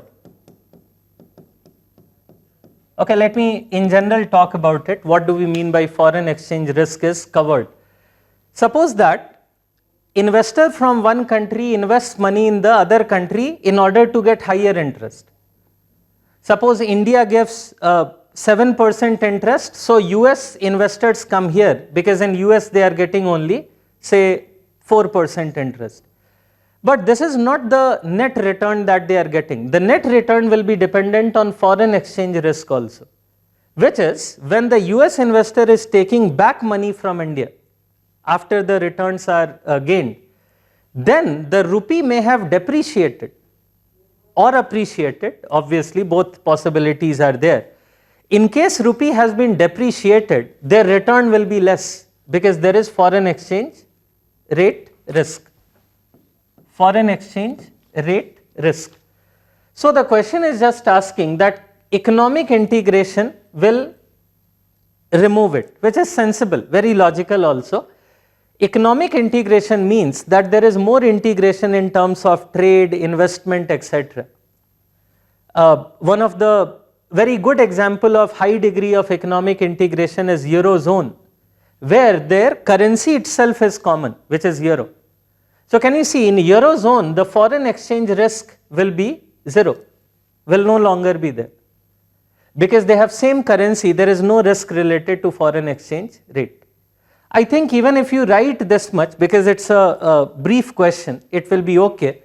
But fine, from the Salvatore chapter you will see, or other international economics chapter, you can use some mathematical formulations also to justify your point. Then even this question is very easy. Under what condition real exchange rate is synonymous to the terms of trade? You just need to know what is real exchange rate. The real exchange rate can be given as the nominal exchange rate into the domestic price divided by foreign price. Okay, so that this equation makes your task easier, because this domestic to foreign price is what we call the terms of trade. So when will real exchange rate synonymous to terms of trade? When nominal exchange rate is equal to 1. Obviously, don't stop here, give some rationale behind it, that what is the meaning of nominal exchange rate being 1. It means that the two currencies or two countries that we are talking about have the same denomination of currency, then only the nominal exchange rate will be 1, which is rare. Again, unless there is a economic integration.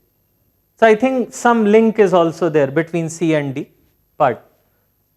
Okay, the question number E, do you agree whether sustainable use of energy ensures economic sustainability? Explain. Okay, so this is a question on environment, sustainable development, etc. The question basically has two key words or key phrases. One is economic sustainability and the other is sustainable use of energy. By economic sustainability, what do we mean? So when we talk of economic sustainability, this is what? 5E, yes.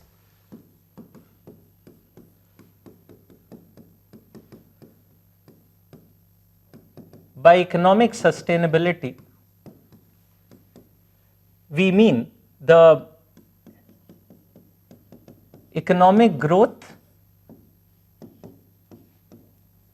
in a sustainable manner,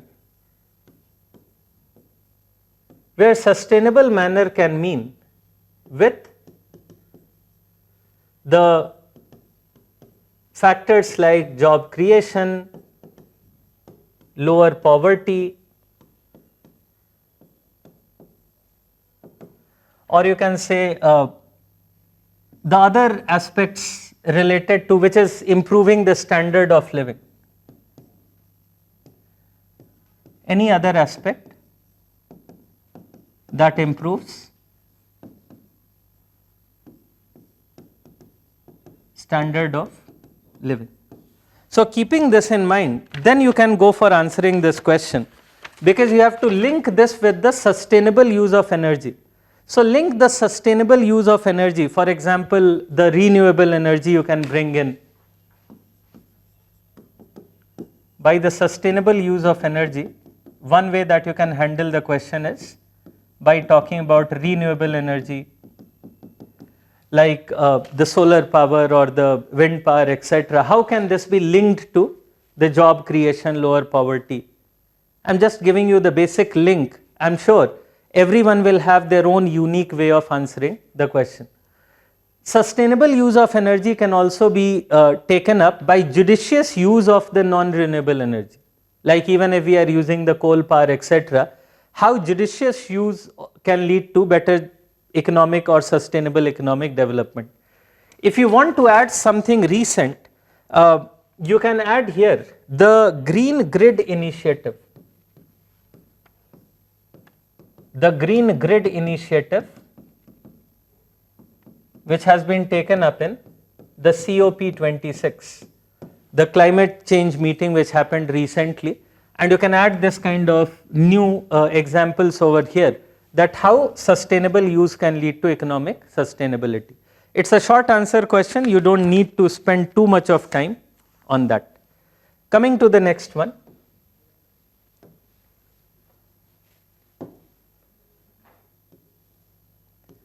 Okay, so question number 6 is again, the first part is very traditional part, very commonly asked question.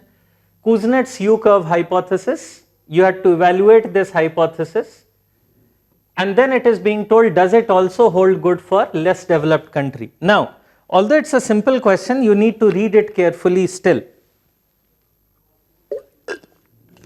You don't just need to write about what is Kuznets inverted U-curve hypothesis, but evaluate it.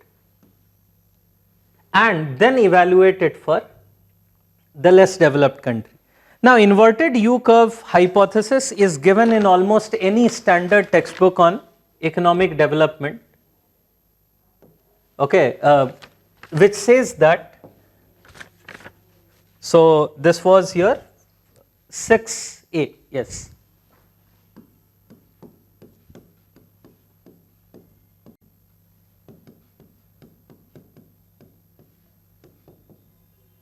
In the Kuznets inverted U hypothesis, basically the idea is that, first of all, what is this?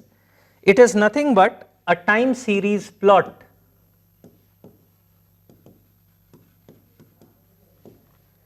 of the Gini coefficients, and first of all it was done by Simon Kuznets for US in the time period of 1913 to 1948.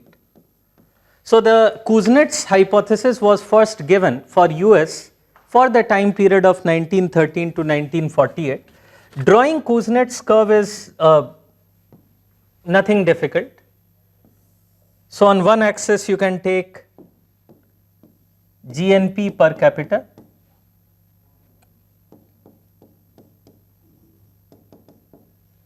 on the other the Gini coefficient. Gini coefficient is again often covered under the inequality related discussion. The inverted U curve says that as the GNP per capita increases with time, or as there is higher economic growth, the inequality increases, reaches some maximum, then it decreases. Well, Kuznets claimed, and the later followers of Kuznets claimed, that this is because development is not an immediate process. It's a kind of, and it doesn't benefit everyone in the same degree. Initially, development or growth will benefit some, so there is higher inequality. But as there is maturity in economic development, the inequality falls. Now, evaluating it would mean that you must evaluate it for developed countries as well as the developing and least developed countries or less developed countries. Well, we have a lot of literature on it. For example, a well-known economist called Thomas Piketty finds out that inverted U hypothesis for US and also some European countries was due to some unique changes during the Great Depression. So if you look into the time period when this hypothesis is being taken up for US and later for other countries, includes the Great Depression time period. So Piketty says that it is mainly due to some unique changes during Great Depression. You can read more on it. For less developed countries also, we don't have much evidence.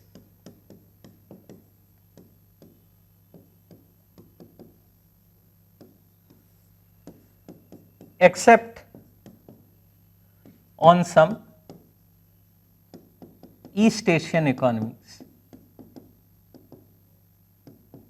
even for these economies, they are no longer less developed. They started as less developed, but now they are developed.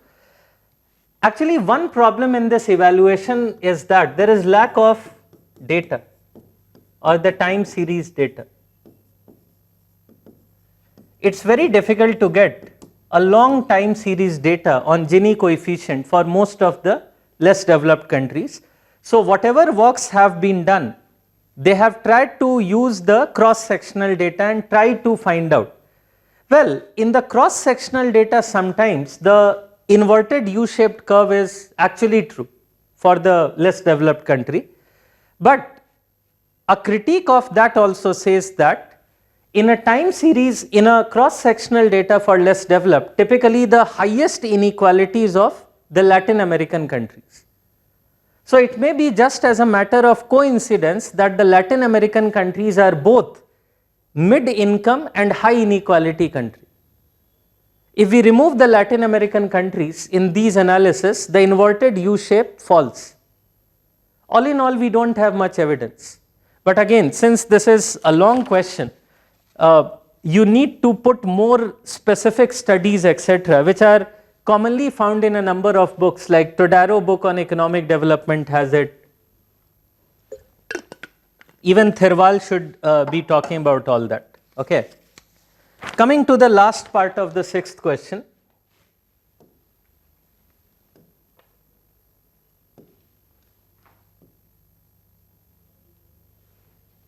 This asked, how Harrods' warranted rate of growth is similar to Domars' required rate of growth. How has Solo improved upon the Harrod-Domar growth model? So it's a long question and well deserving long, because there are two big parts. They are asking questions on two very important development theories. Actually, the second part is much simpler. I won't go in much detail of it because Solo model is regularly covered in any development theory and how it is better than the Harrod-Domar. This one is more unique part, the first part, because in many cases we do Harrod-Domar model together, not separately. But here you need to compare it separately. So let me focus first on, or mainly on, the first part of it, although in the answer you need to write on both without any issue. So first of all, we talk about the Domars model. So this is 6C.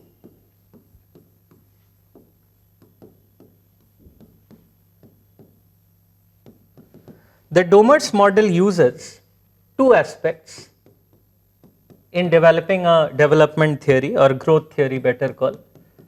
Income effect, which is the demand side of it.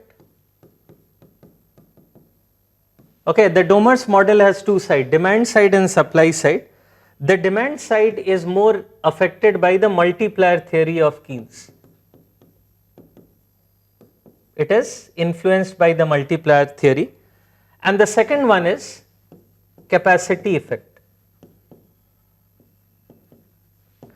The capacity effect is the supply side of the theory, which is influenced by the classicals. Okay. So one part is related to the Keynesian, the other part is related to the classicals.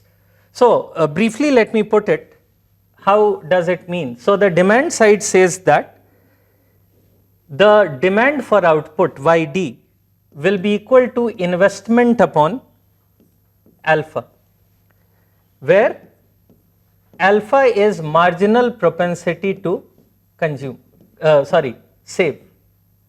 Alpha is marginal propensity to save, MPS. So what it is telling is that with the higher marginal propensity to save, there will be impact on the demand side because the multiplier will not be working in very effective manner. The other side is the supply side, which tells that the YS, this is all the Domars model, is equal to sigma into K, where sigma is the productive capacity of the capital. Sigma here denotes the productive capacity of the capital, K is for capital. In equilibrium of the Domars model, the YD should be equal to YS, which will give you the final condition as, okay, let me put it further, YD equal to YS, which would imply I divided by alpha equal to sigma into K,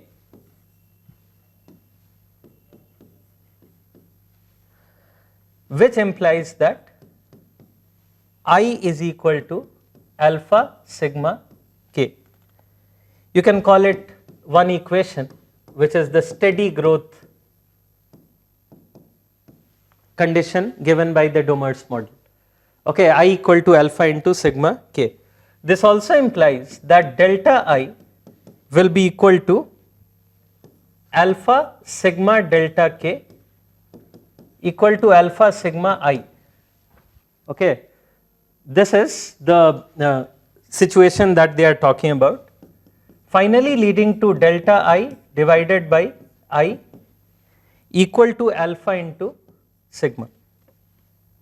So the required rate of growth which Domars talks about is nothing but, the question is talking about required rate of growth. The required rate of growth here is given as delta Y upon Y is equal to delta I upon I is equal to alpha into sigma. So keep this as one part of your result. Okay, and then we go to the Harrods model. The Harrods model talks about many things, but the question is only requiring one part of discussion, which is warranted rate of growth. So in Harrods model, the warranted rate of growth of output is output growth when there is full capital utilization.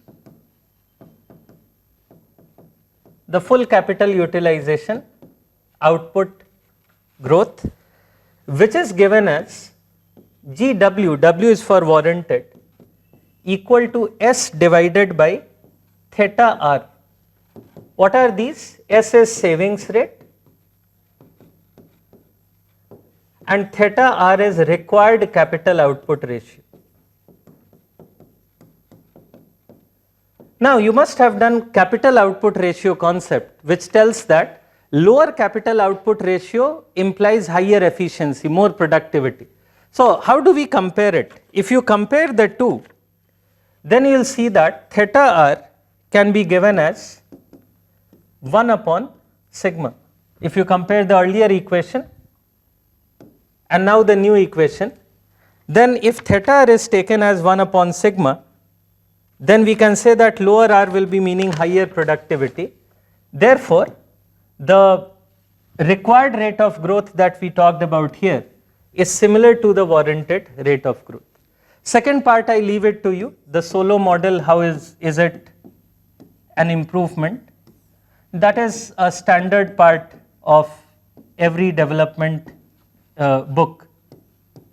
Basically the main development over HD model or Harrod-Domars model is the solo model removes the knife edge equilibrium problem of Harrod-Domars model. Okay, the knife edge equilibrium problem of the Harrod-Domars model, primarily by taking certain variables as endogenously being defined. The problem with Harrod-Domars model was that every variable was exogenous, given from outside. So with endogenous variable, the problem was solved. Okay. Okay, actually we will be taking some questions briefly now. We have limited time to talk about over here, but still. Question number 7 comes in, we are left with only 2 in any case. So question number 7 had said, discuss the theory of acquired advantage in the international trade using suitable example. I think this was a trick question. It was not difficult but a trick question. Why? Because acquired advantage simply means the intra industry trade. I'm sure anyone who has seriously prepared for this exam would have done the trade theories within which we have inter-industry trade as well as the intra-industry trade. So this is intra-industry trade which is being talked about. So again, Salvatore will be a good reference to this. You can look into Salvatore, where the intra-industry, even the Krugman book talks very well about it, Paul Krugman book on international economics, that how intra-industry trade works. Basically for intra-industry trade, you can take some basic assumptions initially and then write the full answer. For this is 7A. So don't forget to give assumptions of the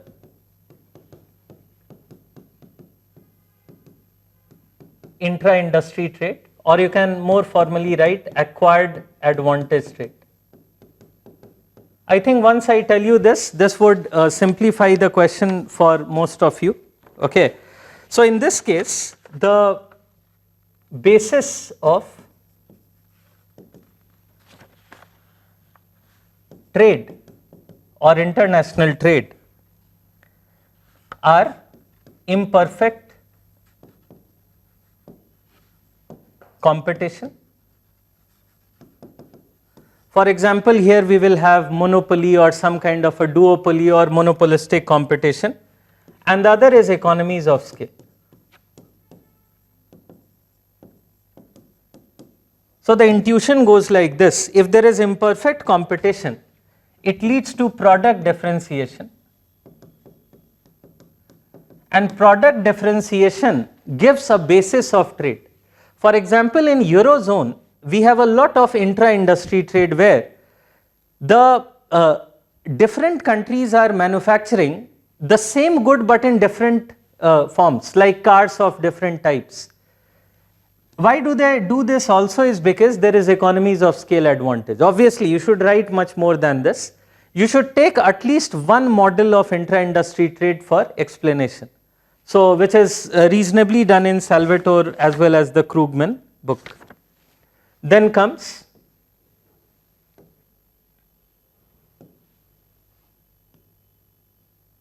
okay, this is also a very simple question. I'm sure all of you have done it. Different categories of trade blocks. Are trade blocks beneficial to less developed economies? Justify your answer. So first of all, focus more on the trade blocks and the types of it.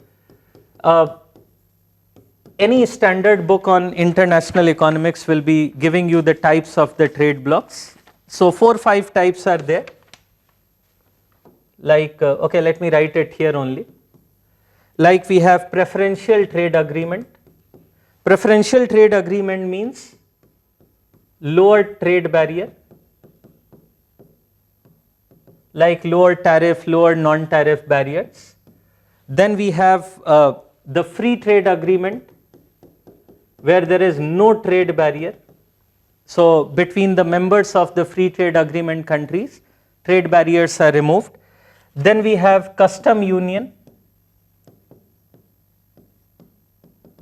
The custom union talks about not just free trade barrier, but along with that, harmonized trade policy towards the rest of world.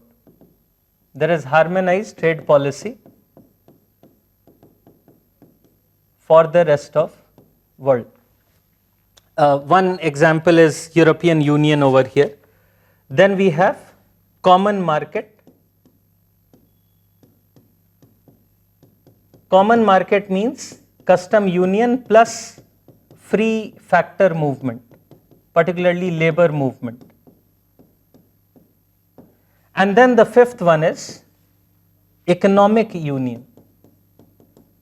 Economic union tells that apart from common market, there is also common monetary and fiscal policy. So these are the kind of the different trade blocks. You'll get it in any standard book on international economics. Are trade blocks beneficial to less developed economies? Now you can give a number of examples. After all, it's a 20 marker question. You have enough scope to write. So you can take the example of India here also, although it is not specifically writing. You can take example of African countries, Latin American countries, and argue that to what extent it has benefited them. Like you can take example of NAFTA, although NAFTA includes developed country also, but Mexico is not so developed part of it. You can take example of Mercosur in Latin America, which is also of relatively less developed country. You can take examples of CEPA, etc., which India is having with the countries like South Korea. There is a growing claim that India has not benefited from its FTA as much. Like CEPA, etc., has benefited Korea more than India. So you have full freedom. You can talk about as many examples as you remember. After all, it's a 20 marks question. Okay. I think I didn't talk about one of them, so let's do. Do you think that movement of the nominal exchange rate of rupee represents a corresponding movement of Indian goods vis-a-vis foreign goods? Explain your position. Well, that is again international economics macro. Nominal exchange rate of rupee represents corresponding movement of Indian goods vis-a-vis the foreign goods. Well, in a way you can say yes, because when we are having depreciated currency, then it gives more edge to our exports. Standard international economy argument, you can start with that how depreciation benefits the exports, the nominal depreciation, or even devaluation. There is nothing written as such on what should be the process. But then you can also bring in other points, like only by depreciation or devaluation the competitive edge may not be found.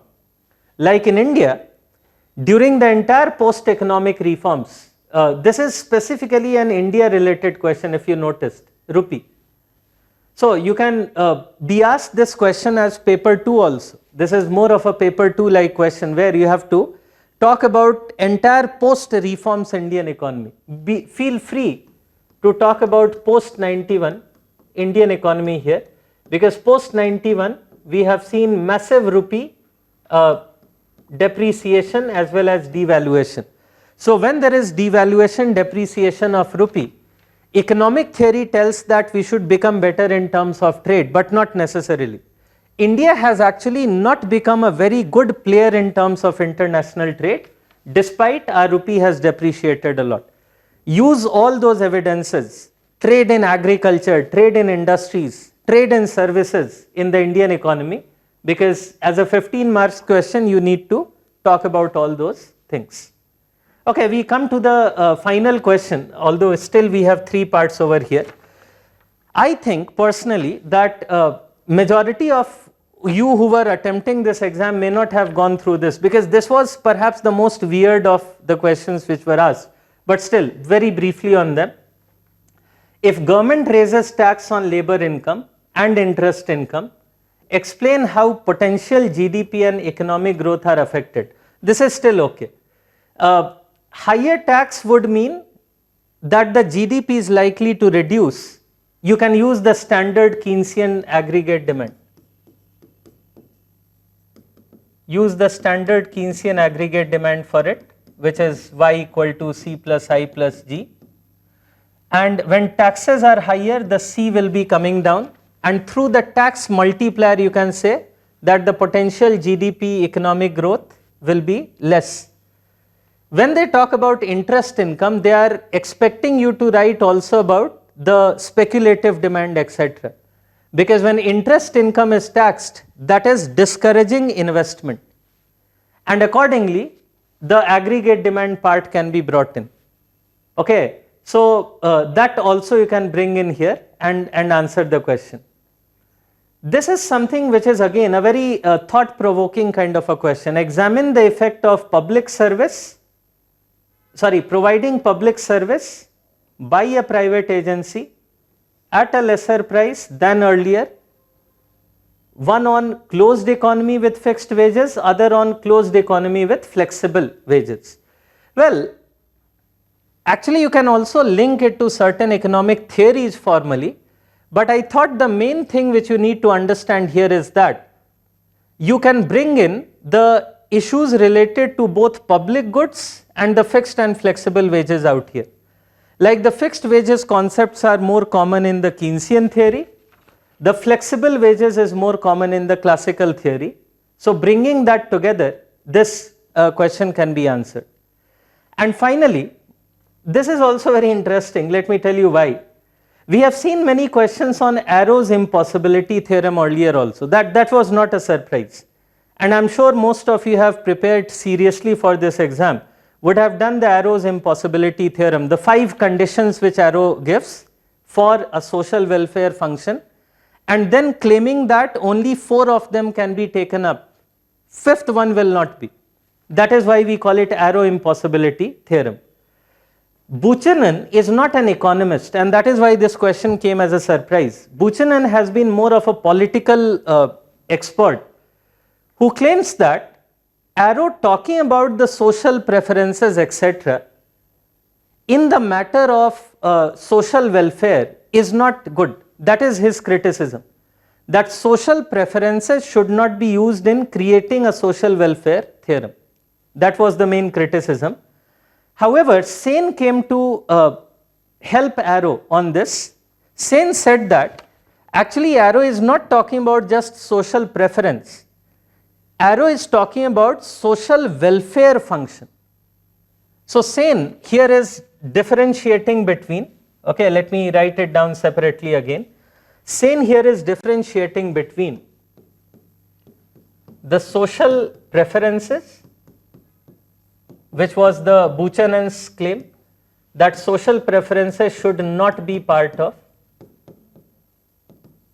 social welfare as it becomes very subjective. As a political scientist he says that, but Sen says that this is different from the social welfare, the social welfare function, which is or the social welfare judgments which Arrow talks about. This is a part of Arrow's impossibility theorem. So that is how Sen saves Arrow. However, here you should also be preparing in general, this is an advice for those students who will be appearing exam later. There are other things on which Sen improved Arrow's impossibility theorem. Like one condition which was of ordering was converted to quasi-ordering. Okay, these are also the parts which I discuss typically in the class, and they are available from the Sen's welfare aspect also. Okay, so fine, we are almost done. Just a quick conclusion I will be making over here.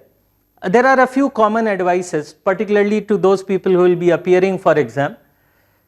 There are a few things where the question setters have traditionally focused upon, like the works of Amartya Sen. Every year we are getting questions related to Amartya Sen. For example, this year one is this, the other one is Sen's claim of the Lorenz dominance, which was given as a compulsory question. So every year they are doing that. Try to do more readings related to Amartya Sen on welfare, on labor theory, everywhere. And this year's paper 1 is giving a clear-cut indication, I am not sure whether this will be continued, that just the rote learning of the theories are not enough to attempt the paper. You need to learn the theory, no doubt. There are some questions which are straight away reproduction of the theory, but you need to think a lot. You need to apply those theories, sometimes intuitively, sometimes mathematically. So don't be scared of mathematics. Even if there was no numerical this year, they can ask it next year. And even this year, as you have seen, at least in 2 or 3 questions, one compulsory question, the numerical aptitude was helpful. Okay, so these are some of the concluding remarks. I sincerely hope that this video session would be helpful to both those who have appeared for this exam this year. Okay, do give your inputs. We would be able to incorporate and improve upon that. And particularly for those who are going to appear for this examination, will be getting some feel of what kind of paper is coming and how they should be approaching it. Okay, so that is where I stop here my discussion. Okay. All the best to all of you, to those who have appeared for the exam, to those who are going to appear for the exam, and to anyone who is interested in doing some rigorous economic thinking, economic discussion, much beyond the GS part of it. So that's it from my side. Thank you very much.